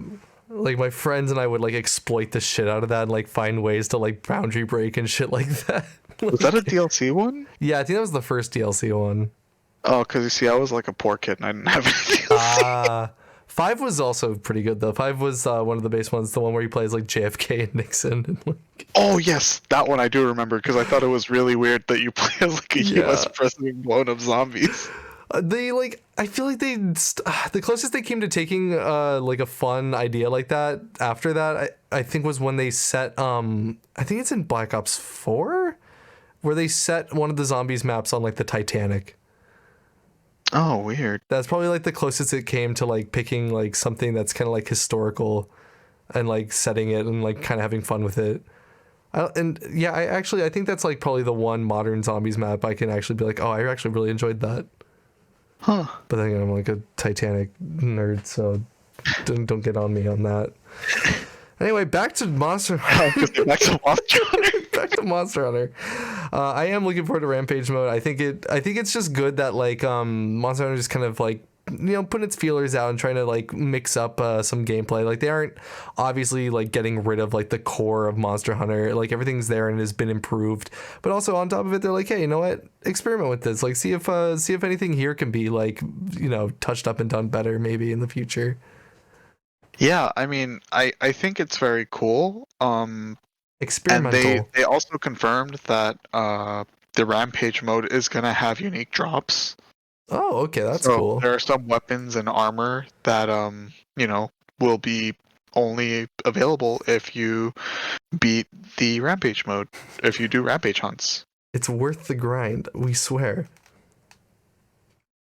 What else? Oh, I really, really like the updated house in in um in the city, like in the Yeah, village. yeah. Like I think it's cool that you can customize it, like get furniture and everything. Um, I See, that's the also shit that think makes me sink hours into a game. Is like it's fucking the ability to customize like your fictional little room slash home. Mhm. That's why Animal Crossing is my life sink. Oh, you should get into Final Fantasy 14 housing. It's so expensive. It is. It's so bad. But have you No, like seen the it's things really that good. people It's really make? elaborate. Yeah, I've watched the people that just fucking like build like modern style looking like rooms and shit by like using bookshelves as walls and crazy fucking shit like that. Yeah, it's great. Uh, It's yeah, actually but great. one thing that they showed in the trailer that I think is really neat Hmm. is the fact that your you can actually see like outside into the village through a window in your house. Oh, I don't remember that. Because like every other like my house or my room in Monster Hunter games, it's always been like a It's like static a tent. thing where yeah, it's like a tent, or like in World you had like different qualities of rooms Yeah. based on your hunter rank, but you never got to see outside. Hmm. Like just the fact that you can see outside the window or the open door and just like see things moving in the background to Yeah. me is just really cool because again it just makes it feel more alive. It's the subtle little things that make your world feel more like lived in, alive, make more sense. Yeah. I'm trying to think of like anything else that like stuck out to me. The amiibo I really fucking want, surprisingly. I'm not normally, surprised at all, actually. oh yeah, well, because I hoard little figures and toys. My room is just full of fucking Nintendo anime figure shit. But like normally I don't really get like amiibo outside of like franchise, like I guess like mainline Nintendo or like Smash Bros. But Mhm. like this might be the first time I branch out and I just am actually gonna get like these, because God, dude, they're so nice. They really just look nice. I don't know. There's not much else to be said. I just think they're neat. Marge Yeah, Simpson. and I like how they give you different layered armor. Oh, and yeah, there's also the actual physical reward for actually buying. I'm literally just thinking of buying the figure and putting it on a shelf. I'm not even thinking of like the bonus that you get for actually like using it. I mean, it's some people are in it for that. Some people are in it just because hey, I want to I want to look I want to get how good it looks on my shelf. Look at that. Yeah, there's nothing wrong with that. Nothing wrong with that at all. You're goddamn right. My wallet says otherwise. Yeah, my bank account says otherwise too. Oof. Oh man, but what else is there? Oh, there's gonna be a new demo Oh, baby. Doesn't that come where out literally you now? Or not like right now, but isn't it the 11th? yeah, Is it out I now? think so. It's either the 10th or the 11th. I can't remember. I think it's the 11th. If you already have the demo, it's just an update, isn't it? I don't know. I I know think that they it will said that. refresh the 30 hunts that you had before. Hmm. Because it's essentially the same demo, They but just added like they're adding one. the yeah. So you're gonna have the ability to hunt the Magnamalo, which is the flagship monster of the game. That big, like buff Oni looking monster that Yeah. in the trailer like freaking Beef. suplexes a Rathalos. Beef. Suplexes a Rathalos. Fuck. Oh my god. Am I ready for this game? I don't know. The Are you demo ready will for this game? fighting him in the demo will make me see whether or not. Well, the thing is, Uh, he's gonna be tough because he's meant to be an yeah, endgame monster. yeah, that makes And sense. not only that, but it's like your weapons are not going to have armor skills. They're not going to have, like you're not going to have elements for the weapons that do better with elements, namely like sword and shield, dual blades, and the bow. Yes, yes, it is the game's fault I'm bad.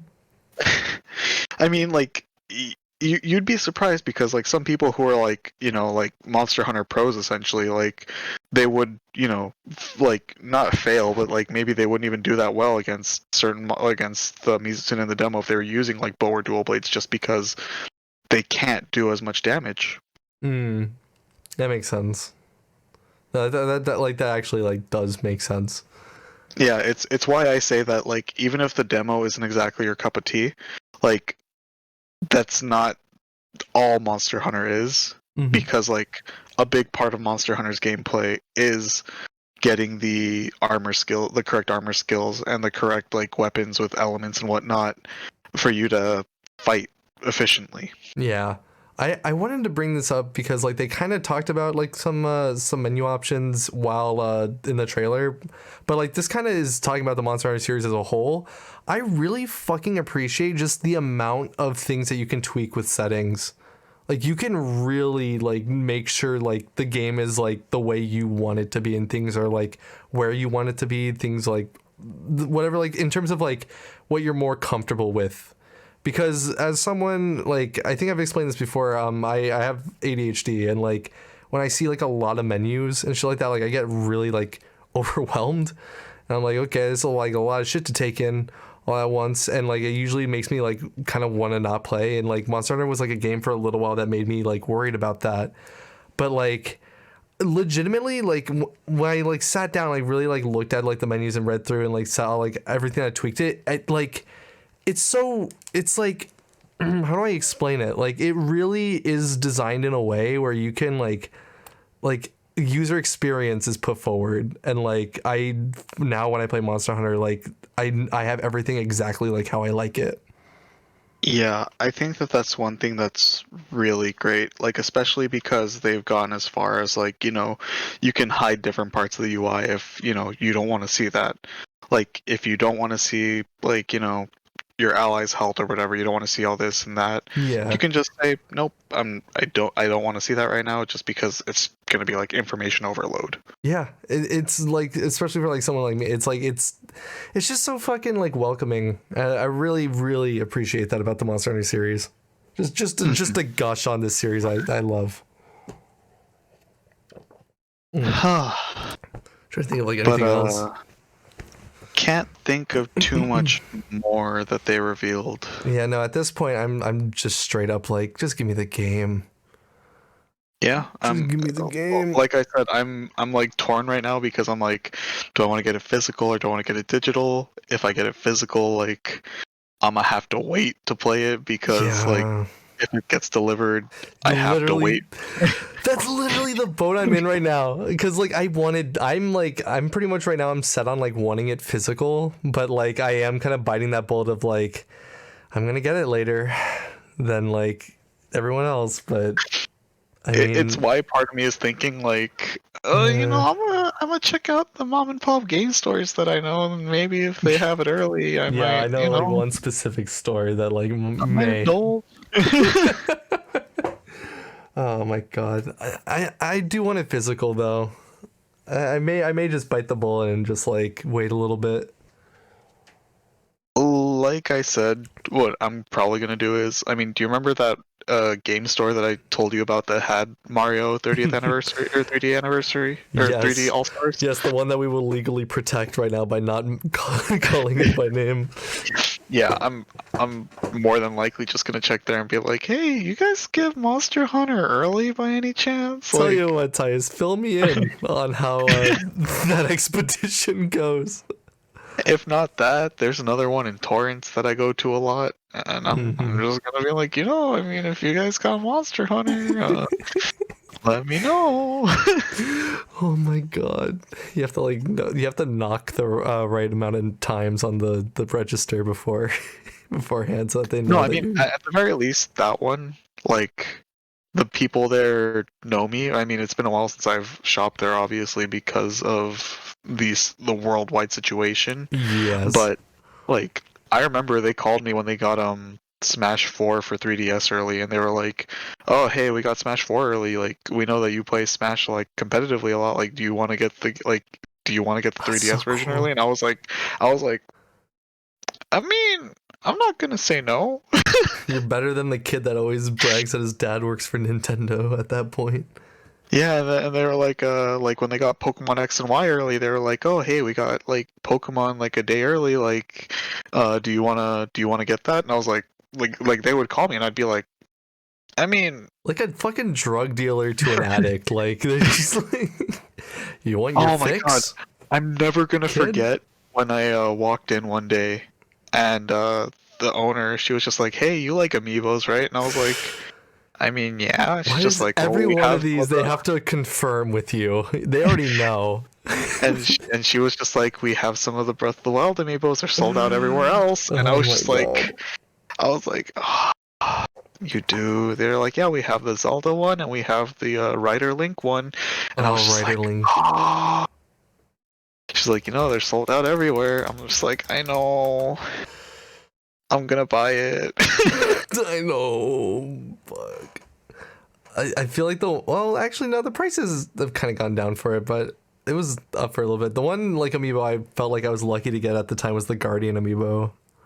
Mhm.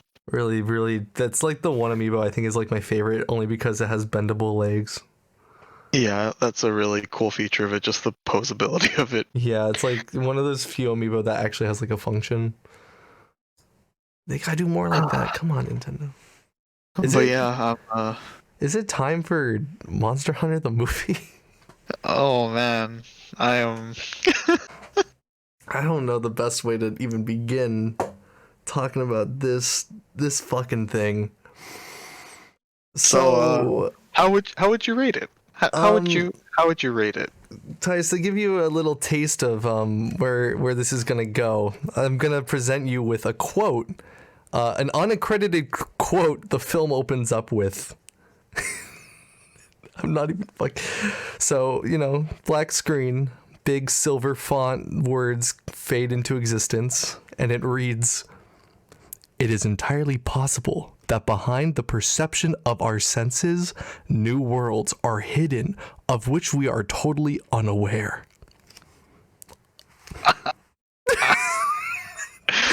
Unattributed to anybody, in quotes, just holds on that for like fucking like a minute, and then like only the words "the new world" are like highlighted and are like left there for like a little bit longer, and they linger, and then we're in Monster Hunter World. I can't even like the pretentiousness of like starting off with like this weird like this quote. They made it up. They totally just fucking came up with this, and also it doesn't even really like.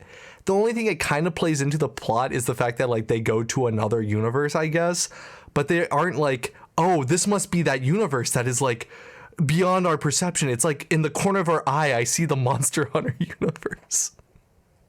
Just out of the reach of my senses, I could be there. Yeah, so for people who are listening, for context, I have not watched the movie, but I have listened to like a spoiler review of it. And we are in for a bumpy ride. Yeah, I decided that to supplement this discussion, I would watch it. I watched it today, so it's fresh on my mind. This is all good. To get things rolling, we start off the movie in the Monster Hunter universe, which is not a bad way to go. Let's get us used to the weird, bizarre world we're going to be thrusted into. And I'm looking at this because also I don't know what the audience is for this movie. Because if they were going to go for like I'm assuming they want to go for like the people who played Monster Hunter. But like then why do they feel the need to introduce like a character that needs to like go to this world and we like learn about the world? In which case, is it for people that don't know about Monster Hunter? But then for the people who don't know about Monster Hunter, they also are going to be fucking lost and also not attached to any of these fucking characters. I'll get into this in a moment. But we start the movie, and it's like an expedition ship. They're sailing on the sands. And one of the guys gets fucking blown off by a black Diablos. And like, the thing I gotta say right off the bat, the movie does a really, like, if I gotta say anything good about this movie, it does a really good job of prop, set work, costumes. Very genuinely, like, authentic to the games. Like, I do have to give it that. Like, do you see the trailers? I've seen the trailers, and I've seen the monster. I've seen, like, a lot of the stuff that they've done. And in terms of just, like, I guess the artistic design of it, like the look of the monsters, the armor, the weapons and everything, like that stuff is like absolutely like an 11 out of 10. Yeah. I was just shocked at the amount of like physical props and like actual like sets. Like that was the thing that like I could tell like they actually put like a lot of work into it. And yeah, even like the CG monsters, like really well done, like CG for the most part. But like, and again, yeah, it's like, I mean, I didn't see this in theaters, but like I'd imagine seeing like these, like the monsters from Monster Hunter, like on the big screen like this would have been cool. However, this movie does not have a fucking plot. Like it doesn't have a story. And I'm gonna get on. I mean, like, it has like things happen, but there's no resolution. After this guy gets kicked off the ship, it fades to black. We get our title screen, Monster Hunter. It looks great. It literally like this opening alone. If this was all you saw, like it could be the start of like a pretty like good Monster Hunter movie. But then the movie comes back, and the first thing we see is a desert sand and I shit you not, a Coca-Cola can. An advertisement is the first fucking thing we see when we come to the modern world. Yeah, like that's what the potions are in Monster Hunter, right? They're just Cokes, right? I mean I'll say this much. The Monster Hunter movie it tackles like a very very generic Monster Hunter game plot. Like, stop me if you heard this one before. A UN army.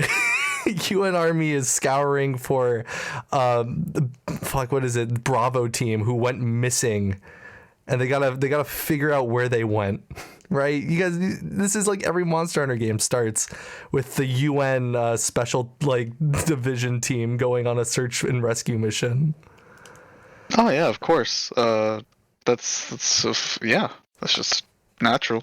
Like, okay, like Tess, I wanted to ask you about this. Like, how, like, I know Monster Hunter World kind of had like more like a cinematic feel to it, but like Monster Hunter in terms of stories, like, not Monster Hunter Stories, not to be confused with Monster Hunter Stories, but like, did Monster Hunter games really have like more fleshed out like deep stories?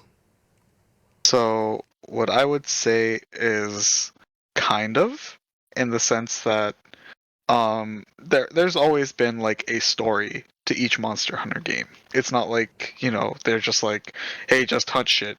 Mm-hmm.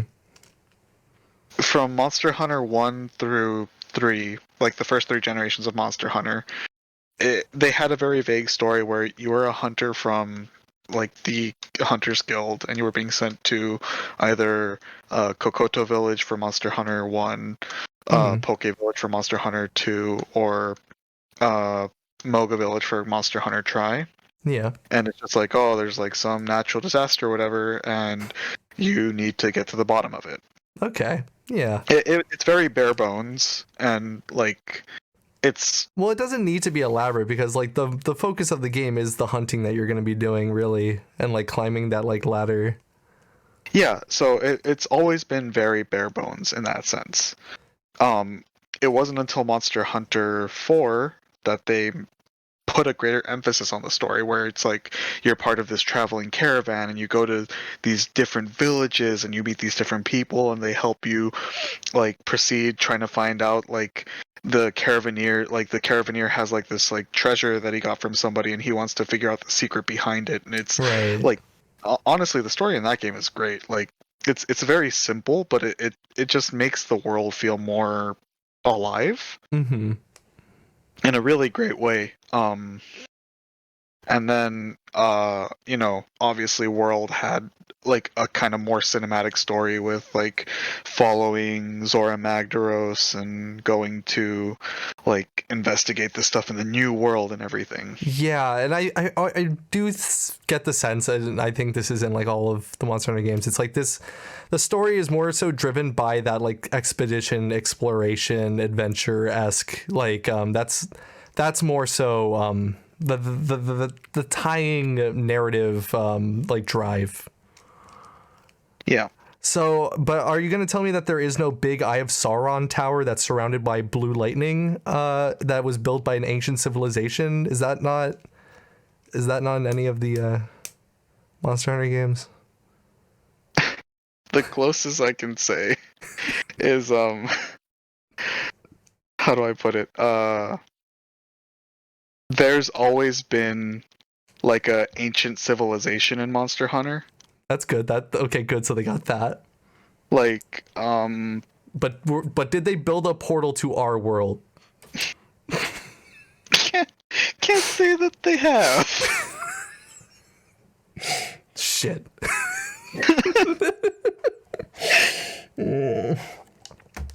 So, God. So they were in the beginning scene when they were like going in the sand, they were going towards that. I'm going to start kind of going a little bit faster and try and hit upon things that mainly stuck out to me in the film. Tyus, when you think about Monster Hunter, like what is, and more specifically the soundtrack, what is like your favorite thing about like it, like the style of music, it being like, orchestral, right? Yeah, I think my favorite thing about Monster Hunter's soundtracks is it's got a very like tribal feel in a lot of cases. Yeah. And because like most monsters have their own unique theme, Mm-hmm. and I feel like the the design team, like the sound team for Monster Hunter, always makes absolutely amazing pieces of music that like really describes how the monster like acts, like if it's particularly aggressive, if it's like, you know, like you could even just take Mizutsuna's theme in the Monster Hunter Rise demo. Right, yeah. And it's got a very oriental sounding theme, but it's also got like this rhythm that's very reminiscent of like the almost how do I put it? The like very like serpentine motions of it as it like goes through the water.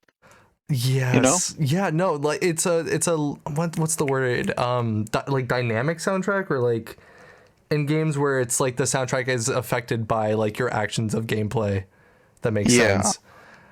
And I mean, there's also the classic theme, like the Proof of a Hero, the dun dun dun dun dun dun dun dun dun Yeah. like that theme is always going to be like an absolute classic. Well, great news. The director took note, and I really got to give the film credit for this. They decided to actually improve upon that. So they got rid of the orchestra entirely in favor of a completely synthesized soundtrack, much akin to like Tron Legacy. And except minus all the fucking like actual music.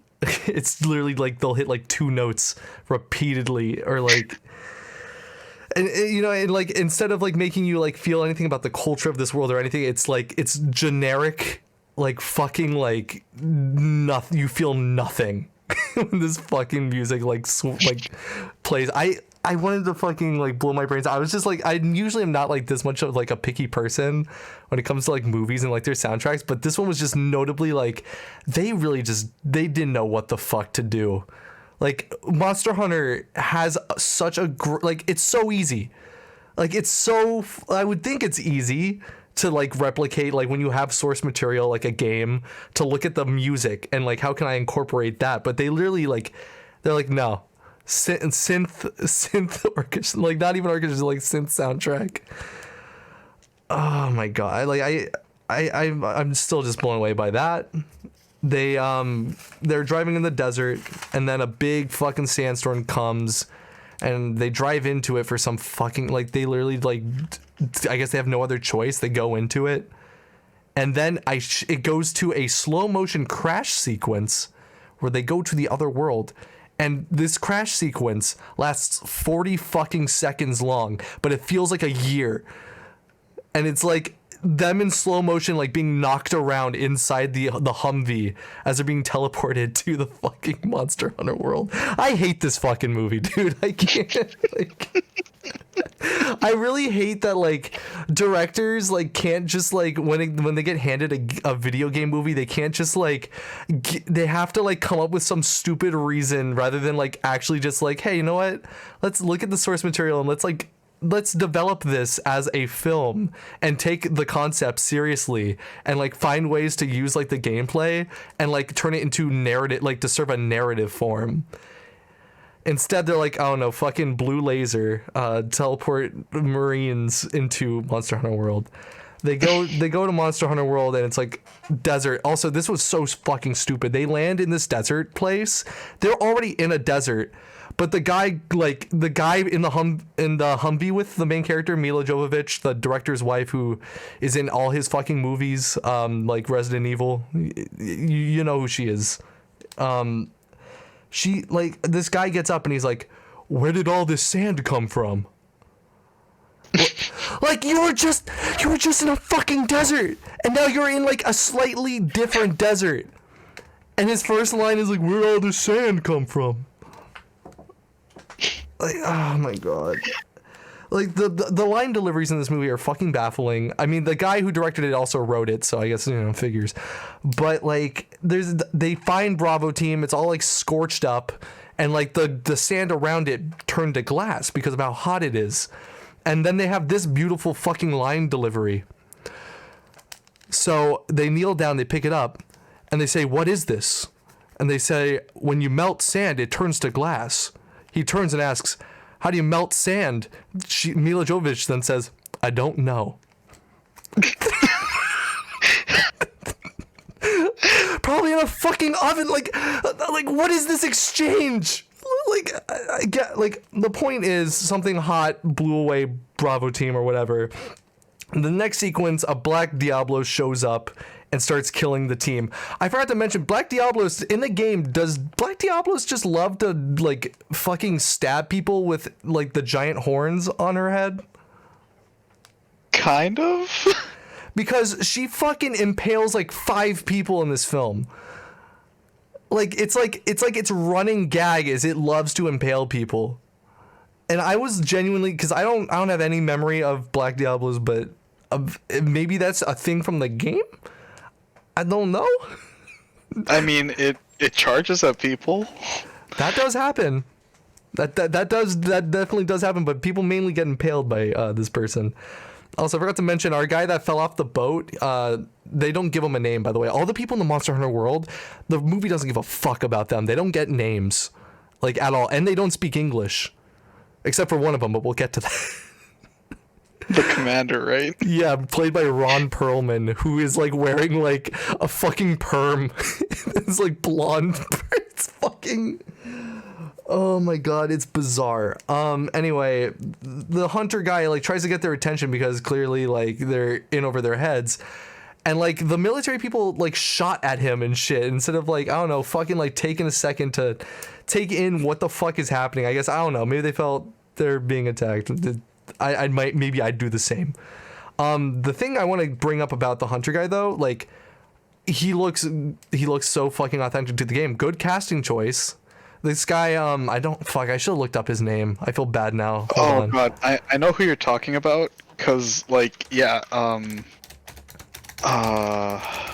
it's a shame they didn't give him any like actual like speech, but like he actually makes Tony up for Jaa. it. What's his Tony name? Jaa. Tony Jaa. Tony Jaa? Jaa, like Jaa. Tony Jaa. He is actually really good at acting with his face.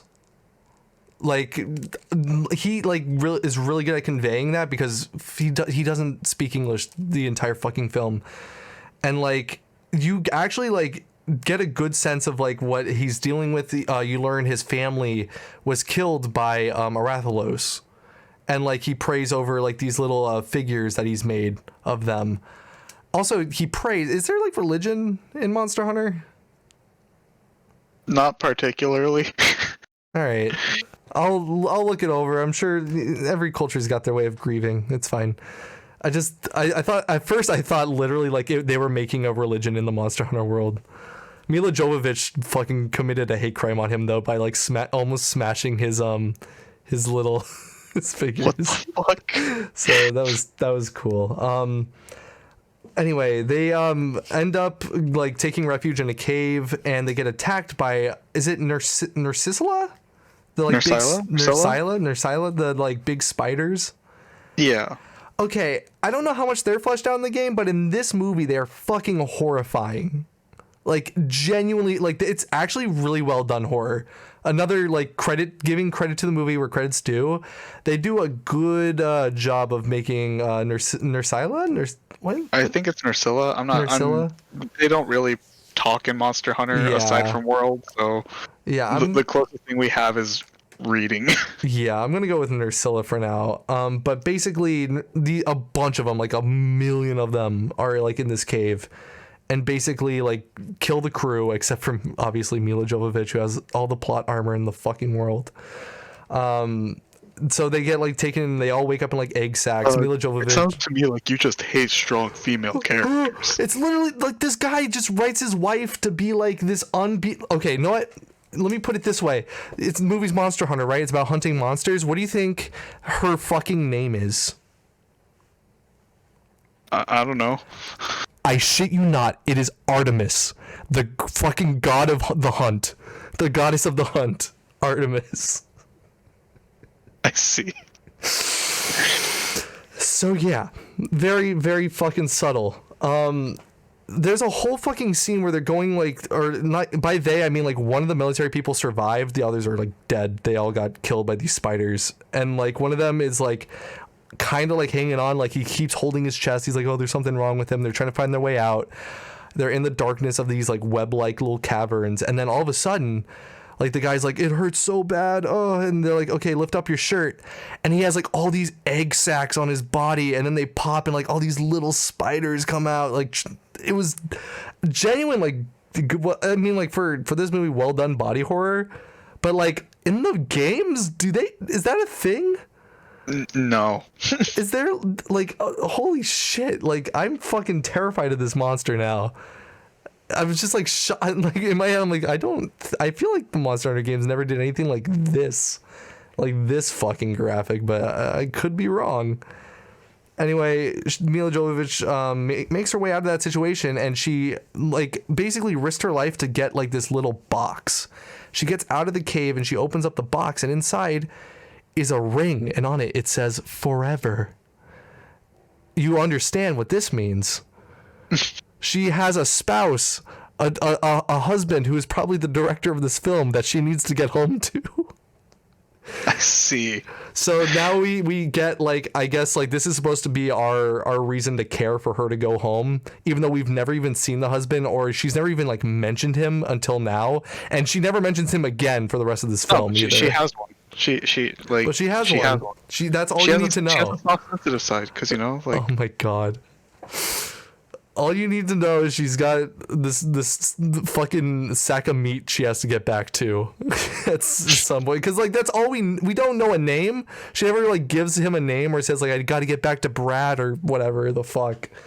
Like it's ridiculous. Anyway, after she gets out of there, the hunter guy catches up with her, and this is like one of the most annoying things of the film. They spend a good like 30 minutes just fighting, like not like being at odds against each other. This is where like she does the hate crime on like his grieving like losing his family. But yeah, it's like literally there's just like these fucking fight scenes between the two of them that just go on for too goddamn long. Like if you've ever seen the movie They Live, there's like a fight scene in there that's notorious for being like forever long, but there's a good reason for that. Like it's actually that's one of the best parts of that film. This film, however, does not warrant like however fucking long this goddamn fight scene is. I almost said cut scene because it's a game movie. It's an unskippable cutscene. It's an unskippable cutscene. Anyway, when they finally I'm cutting past. This is like a big chunk of the film, but I'm cutting through it because I was just so fucking annoyed. Like the pacing of the film was fine up until this part, because it just stagnates with them just like hating each other, and like it's like, yeah, okay, you can have like that moment where they don't like each other, but like the amount of time it takes for them to get on the same page is way too fucking long. Like fucking 30 minutes of this film. Anyway, they finally come to common ground, and they like, this is where actually it starts getting interesting, because the hunter brings up that like, like they're kind of stuck on this rock essentially in this like desert, like ocean, you know what I mean? Like think of the desert like an ocean, and they're on like this little rock, which is like an island to them. And out in the desert, in the sand, is Black Diablos, and they cannot get past that. And then in the rock are the Nerscylla, and they want to kill them. So they're kind of like fucked. At night the Nerscylla come out, but during the day they're not like on the surface. So like it actually creates like this little like scenario that's pretty interesting. Like you could tell a good story with this. And like this is where like I honestly feel like all the like strength of the movie was probably around this premise. Because from here you get the whole thing where he explains we can get the venom from the Nerscylla and use that to poison the Black Diablos. And like then you actually like it becomes Monster Hunter movie. Like they actually go and gather, and they like prepare tools, and like they like strategize like how they're gonna do it. They make like this big effort. Like Mila Jovovich's character wants to go back to the RV, like or not RV, like the Humvee to get like a rocket launcher. And like the guy like jokingly like the hunter like laughs, and he's like that's like not gonna do shit. Like guns are worthless against like these monsters. Like and he like like does like the motion of like all the like big weapons of like the games and shit. And it's like that's what you really want to use. And I'm like, yeah, man, like yeah, it's Monster Hunter. Like good, like this is good like scenes that they're setting up here. And like you really think like this movie at this point like kind of gets like its premise, and then they execute their plan, They shoot the Black Diablos with a poisoned arrow, and it makes it kind of blind. And then they actually take it out. If I remember correctly, I think Mila Jovovich does end up blowing it up with a fucking rocket launcher. I think that's literally like the final blow is by a lot of the things you'll see with this is Mila Jovovich, even though like she's like has no experience fighting these monsters, is just fucking like amazing at it.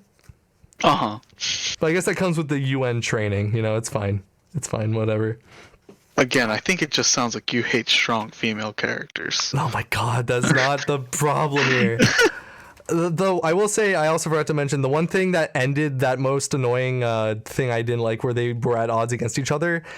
The fucking Mila Jovovich gives him a Hershey bar. What the fuck? Mila Jovovich reaches into her fucking sweaty pocket and pulls out a fucking Hershey bar, which has already been opened. So there's no, like, the shit she's been going through, there's no way that Hershey bar is, like, A, not melted, and B, like, not fucking just, like, mashed in her pocket. Like, it doesn't make any sense. Say, like, aren't they in the desert? Wouldn't that shit be, like, a fucking, like, goopy mess? She's been in the desert for, like, 2 days at this point. She takes out the Hershey bar from her pocket. And she like gives it to him, and like he eats it, and he's like, chocolate, and it becomes that like running joke where he calls every single like food she gives him or something, or like drink, he calls it chocolate because he thinks that that's like the word. It's cute, whatever. I like that. I liked a little bit of that. So yeah, they defeat Black Diablos, and they kind of keep going, and then we get to see a different biome than the desert. We get to see a little bit of a more tropical rainforest setting, and in there we get to see some is it Apsaros, the like the source of meat, I guess it could Aptonauts? Is it? Yeah. You get to see a bunch of them, and like the thing about this game is like it has moments like this where like they get like that like big like panning shot of like all of them drinking from like this source of water. And like it looks like the game. It really like looks like a really like well done like adaptation of what that looks like in game. But then like it immediately cuts back to like this plot, and then the plot literally just boils down to Mila Jovovich wants to go home to get back to like her husband who doesn't have a name and we have no reason to care about. Anyway, inside the jungle place, we finally like, you know, night falls. And then a Rathalos flies over, and like, you know, they've been building it up because like he mentioned that his family died by Rathalos. If anything, he has the one story that needs closure because like he wants revenge on the Rathalos, which is like that's, you know, that's not bad. You could do something with that. And but the problem is when the Rathalos flies over, it causes a stampede, and all the Apsaros are like charging at them. And what's it called? We think, you know, this could be the end because they're gonna get trampled by all these guys. But luckily, Ron Perlman drops out of the fucking sky with his I believe he's using a switch axe. They don't really do a good job of like kind of showing off like how cool the weapons are in Monster Hunter. Like I don't think the switch axe actually like transforms or anything. It's literally just big bone axe essentially. Yeah, I've seen like he has a switch axe, but he essentially uses it like it's a great sword. Yeah, and not only that, like he never, as far as I'm like thinking back to the movie, I don't think he ever really makes contact with a monster. Most of the time he's just hitting the fucking ground. Just like, I mean, like, is that in the game with the switch axe? Do you hit the ground and it shoots like a beam of energy? Does that happen? No. Okay, well that's Ron Perlman's main fucking attack. Is he hits the ground and a big like pulsing fire beam shoots out and hits the monster he wants to kill. So yeah, of course. Again, we're being very, very authentic to the game with this. But like there are elements of this that work. It's the only elements that work is like all the again visual effects, props, set design.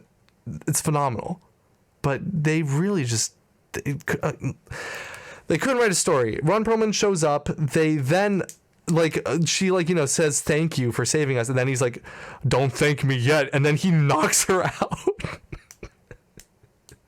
Like it is genuinely like a great way to just kind of be like, what's it called, like a shocking moment, because up till this point, you know, we think they all speak a different language.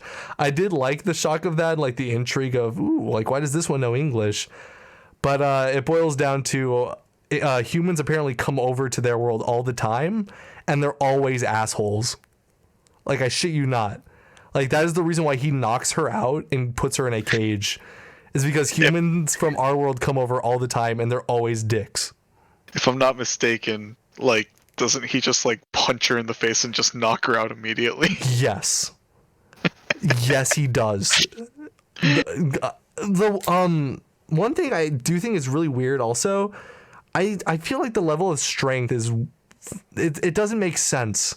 And the humans in the Monster Hunter world are fucking exceptionally like strong. Like, in order to wield the weapons and shit that they do to fight the monsters, like they're fucking swole. Well, they're strong, but not to like a ridiculous degree, because it's not like they're like swinging around the great sword like it's like a piece of paper. Right. That's true. But, you know, like, they take their time with their swings. They follow through. There's like a slowness to it because they're lugging around that weight. Yeah, no, you actually, like, that's true. But the thing, like, I'm just getting to is that, like, Mila Jovovich, like, kicks the hunter's ass. Like, it's nothing but, like, this guy is a hunter who's probably been, like, fighting these fucking, like, giant monsters his whole life. And, like, he gets his ass handed to him in, like, 2 seconds. I mean, not like 2 seconds. What the fuck am I even saying? It's like I forgot what movie I'm watching. He gets his ass kicked repeatedly for like a drawn out 30-minute long fight scene. Oh, anyway, she wakes up in a cage, and all the weird people are like gawking at her in the cage, and it's genuinely uncomfortable. And like, she manages to get out of that predicament very, very fucking easily. She takes the bench that's in the cell and she just breaks the padlock on the like trap door. What? Like, not even anything clever. She literally just stands up, takes the bench she was like sitting on in the cage, and just bashes the fucking padlock, and it breaks in one hit. So really, she's buffer than the Monster Hunter people. That's the thing. I think a more interesting story would be she's from the Monster Hunter world originally. And like, she like is now home. And that's like why like in our world she's actually like, what's it called, like a super soldier essentially. And she goes there, she's like, oh, this makes sense. She breaks the padlock on this trapdoor. She goes down into the bowels of the ship, and that's where she gets to meet everybody's favorite. Oh wait, hold on, I skipped the page. Everybody's favorite character, the muscular chef. He's here, and he looks authentic. Again, he's only in this movie for like, in total, probably like 2 minutes. In like all the scenes he's in, but every time he's in a scene, he's fucking great. Like, I gotta give the movie credit. Muscular Chef, it's hard to fuck that up. They didn't fuck it up. Muscular Chef is great. He hits on Mila Jovovich, which only makes me think that the director is definitely getting cucked by Muscular Chef. Because Mila Jovovich fucking smiles back. Like, it's great. It's great. Anyway. She's out of the cell now, and it's explained that they're trying to go to the big Eye of Sauron tower because they want to close the portal because they don't want fucking people coming over here all the time because it's annoying. And so they want Mila Jovovich to go with their like little suicide plan to go and like close the portal. But the problem is the reason why people are going back and forth. Yeah, and the portal was built by an ancient civilization who fucking built it for, I don't know, for fun. Like, because they thought it'd be fucking funny. Like, I don't get why this portal exists. It runs on lava or some shit they were saying, but like that's never really brought up again. Like, they took the time to explain like there's a tower and a portal and it runs on lava, but like they don't incorporate that at all in a plan to stop the portal. As a matter of fact, their only plan is to kill the Rathalos that is guarding the tower. I don't think they even know how to fucking turn it off. Anyway, they build up this whole scene. They're going towards the tower. It's pretty cinematic. The Rathalos shows up. Rathalos is pretty fucking badass. I gotta give it. Like they really hyped it up, and it follows through. And like this whole thing is amounting to what could possibly be like a really great scene, and like actually make this movie fucking worth it to at least see the closest thing we'll get to a live action like monster hunt, like with like a party of like monster hunters. And it right when you're like about to get that, like you're literally like about to get it, Mila Jovovich gets the attention of the Rathalos, runs and jumps off a cliff, and then is teleported back to our world. Like I'm not even fucking kidding. Like it's about to get interesting. Like we have like authentic looking Monster Hunter like characters. They all have their weapons out. The main hunter guy is using an insect glaive, and I got hyped. It's like, he's gonna actually use it, although he didn't have the actual insect part, but whatever. Anyway, Mila Jovovich decides, no, actually, I'm gonna go run this way and jump off the fucking cliff, and she gets teleported back to her world. And for a minute, I really thought the movie was gonna end there. She made it back.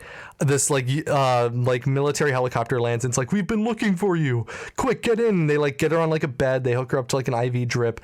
There's like a whole squad out there, and they're like, it's like celebrating, like, okay, we got her. Let's return home to base. But the movie's still got like 20 minutes left. I like how they ignored the rest of her crew. They're like, what happened to them? And she like, I don't think she even tells them. I think she literally says something along the lines of like, you wouldn't believe me, or like it would take too long to explain. And it's like, those are people with like families and shit, and these people, like they, you gotta like let them know what happened. No, it's just no-name characters. Anyway, they're about to be evacuated. Then all of a sudden, big blue portal opens up. Rathalos is now in our world. Oh no. And this actually, like, I'm mixed, and I'll explain. It was cool in a way to see the Rathalos just tear apart like modern like ships and shit or whatever, like the planes. Like that was nice, I guess, a little bit, but I'm gonna go out and criticize a bit here. I know, hard to believe. But like they literally set up a scene where she sits with the hunter, and the hunter laughs that like, oh, like military weapons aren't going to do shit, like bullets and whatever, that's not going to do anything to these monsters. And then the rest of this movie is literally like the military versus Rathalos. And it's so fucking boring, it's as fucking boring as it sounds. Like they spend a good amount of time like showing like big guns shooting the Rathalos, and like like Rathalos is taking like big hits, and it's like ooh. I'm like are you fucking? We literally spent a scene explaining why this is dumb. Like anyway, Rathalos. Do you mean to tell me that guns can't solve everything? Giles. Guns can't kill Rathalos though. Rathalos fucking destroys everything, blows apart all the military people, which is good. I guess they kept true to that. But Mila Jovovich remembers, and this scene actually made me bust out laughing. Like it caught me off guard because there's a scene where they're on the ship, and Ron Perlman explains that Rathalos is weak just before it spits fire. Like, the moment before it spits fire, that's when you can kill it, apparently. Other than that, it's invincible. Is that accurate to the game? Is that the secret? No, not at all. I didn't think so. Anyway, Mila Jovovich pops a fucking flare, and right when Rathalos is like about to spit fire, Mila Jovovich puts the flare into I forgot to mention she has one of the slingers like from World. You know what I'm talking about? Yeah. So she puts a flare in the slinger and fires the flare into the Rathalos' mouth, causing an explosion to erupt in the Rathalos' throat. A fucking flare. Like a roadside flare. Wonderful. Anyway, I really thought like, it's like Rathalos dies and it's, like I thought like it was over, but no, Rathalos is still kind of alive. But luckily, Hunter and Ron Perlman show up, and now they're in our world, and they fucking do the final move because what's it called? The guy Hunter puts like 2 firecrackers or something on the end of his bow and fires it at Rathalos, and then that does it in finally. It's like at this point, it's like whatever, fucking wrap this thing up. Like this movie's going nowhere. She's technically at like her goal. She made it back. But, Wait. So why did Ron Perlman and Tony Jaa come to our world? In their words, they want to make sure this world doesn't like get destroyed by the monsters because we're not ready or something along those lines. I thought they didn't give a shit. I thought they hated our I world. thought I got from the impression that from Ron Perlman was that they hated our world. But apparently they do care. Mila Jovovich in the face kind of explained that. No. And him saying he wants to close the portal so that we don't keep fucking coming over here. Like, yeah, I was under the impression they weren't big fans. Anyway, so they kill Rathalos, and I'm like, oh, okay. Movie's over. I guess like there's gonna be like what I was assumed was gonna happen was there's gonna be some heartfelt like goodbye with like Hunter being like, thanks to you I was able to avenge my family's death or something, like, you know, goodbye. They literally never even fucking addressed that like Hunter has gotten his like he's avenged his family. Like they don't even touch that. Like it's literally just brushed over. And you know what does happen? Another portal fucking opens up, and I shit you not. I shit you fucking not. What is it called? What's the name of this monster? I had to look it up because I didn't know. I think here it is. Yeah, a Gore Magala. Yeah. Yeah, one of those fucking comes through the portal. And then the 3 of them, Ron Perlman, Mila Jovovich, and Hunter, both kind of look at each other, give each other that cute little shrug, like, what are you gonna do? We gotta go and fight that guy. They all get their weapons out, they run, jump in the air, and that's the end of the movie. The movie ends there. With them about to fight the fucking Gore Magala.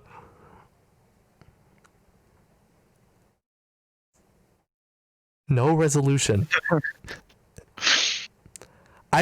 She literally just fucking forgets about her husband because guess what? She goes back to the Monster Hunter world.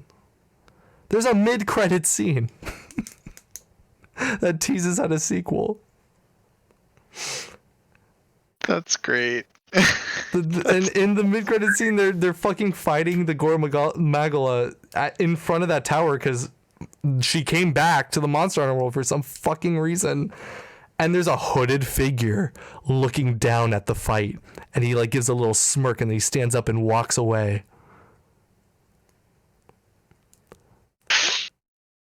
Who the fuck is a Monster Hunter fan? I have no idea what the fuck you just explained.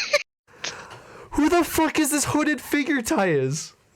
I don't know. What is the lore? I had to look up an article, and they're like, well, there's like a mysterious figure in like Monster Hunter World. I guess maybe that's what they're referencing. But like, okay, was the dude wearing like a crimson hood? No, it was like dirty, like gray, maybe. Because the only thing I can think of is that in every Monster Hunter game, when you get the quest to hunt the Fatalis, which is like it's like essentially like the boss monster of all boss monsters, right? Uh-huh. Like the Fatalis is like the legendary black dragon. It is like the top of the food chain. Like you don't even try to hunt this thing because it will like kill you. Like it's like there's like stories that like, you know, these people have tried and generally they don't come back. Ooh, I want to fight this now. And in every game, the quest for it is given to you by the man in like in the crimson hood. Oh, okay. And like there's theories that it's either it's God, like a human representation of like the Fatalis. Mm-hmm. Because like in the Monster Hunter games, every one of your quests is like it's like somebody, you know, hiring you for a job. Yeah. And these things always have a description, and like the description for this this quest in particular for like hunting Fatalis Mhm. is always very kind of like written ominously. Okay. Maybe I guess that must be what they're trying to reference.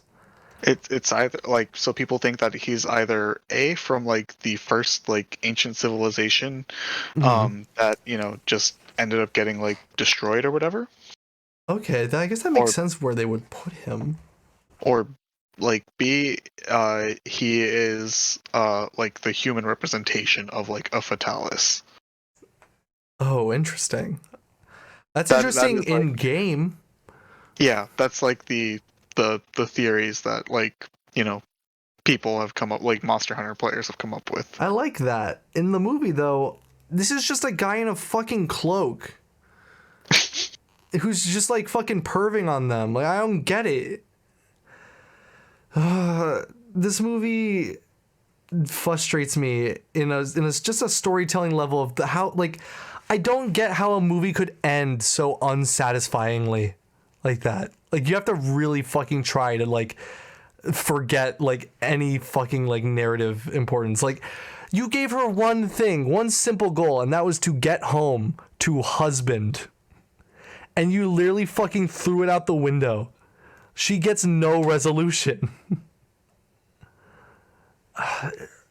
I it frustrates me, but I will say, if you like Monster Hunter, go take a look at like some like clips or something, you know? Like I do think there is value in seeing just like how good the like set design is and like the special effects.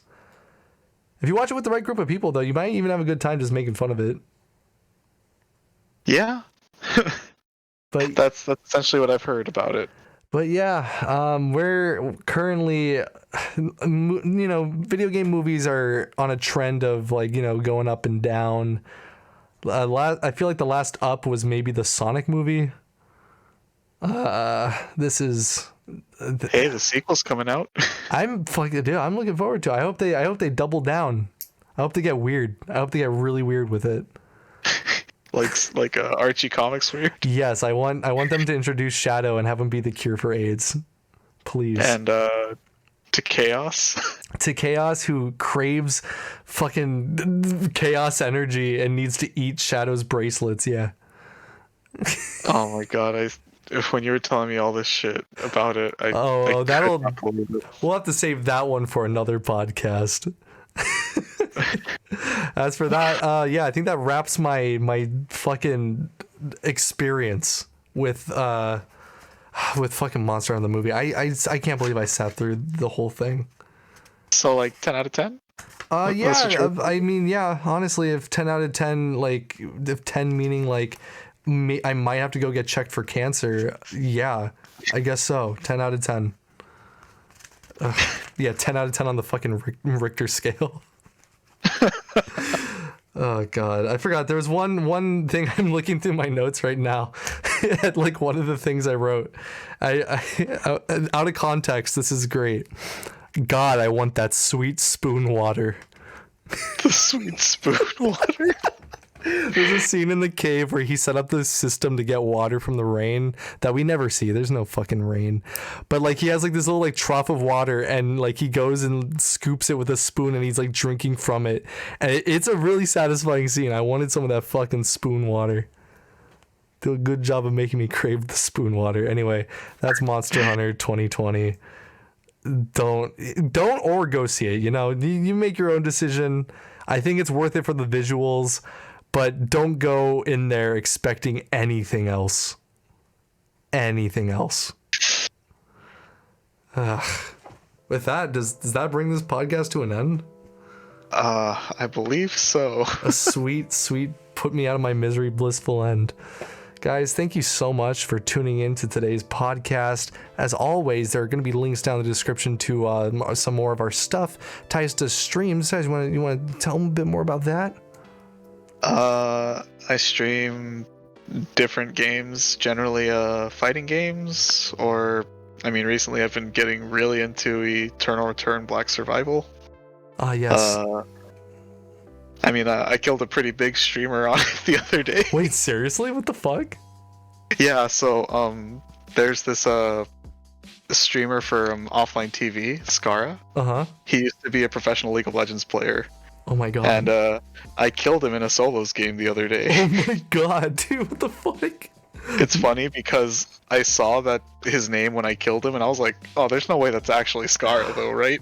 And like, I got curious, so I opened up his stream, and I just see me killing him, and I'm just like, "Oh shit, that was him." How the fuck do you end up in these what the fuck? That's awesome. That's so cool. Guys, go follow Titus and watch him fucking murder your favorite streamer live on air. I mean, that was like a once in a lifetime thing. It is. There will be more. I foresee this. Oh god. As always on my end, I got my YouTube channel, all that stuff. You can follow us both on Twitter. And you know what? Go ahead and get ready for this next podcast, which will be next week around this time. As always, we're available on Spotify and iTunes podcasts, but also right here on YouTube, or right here on whatever you also listen to it on. You know what I mean.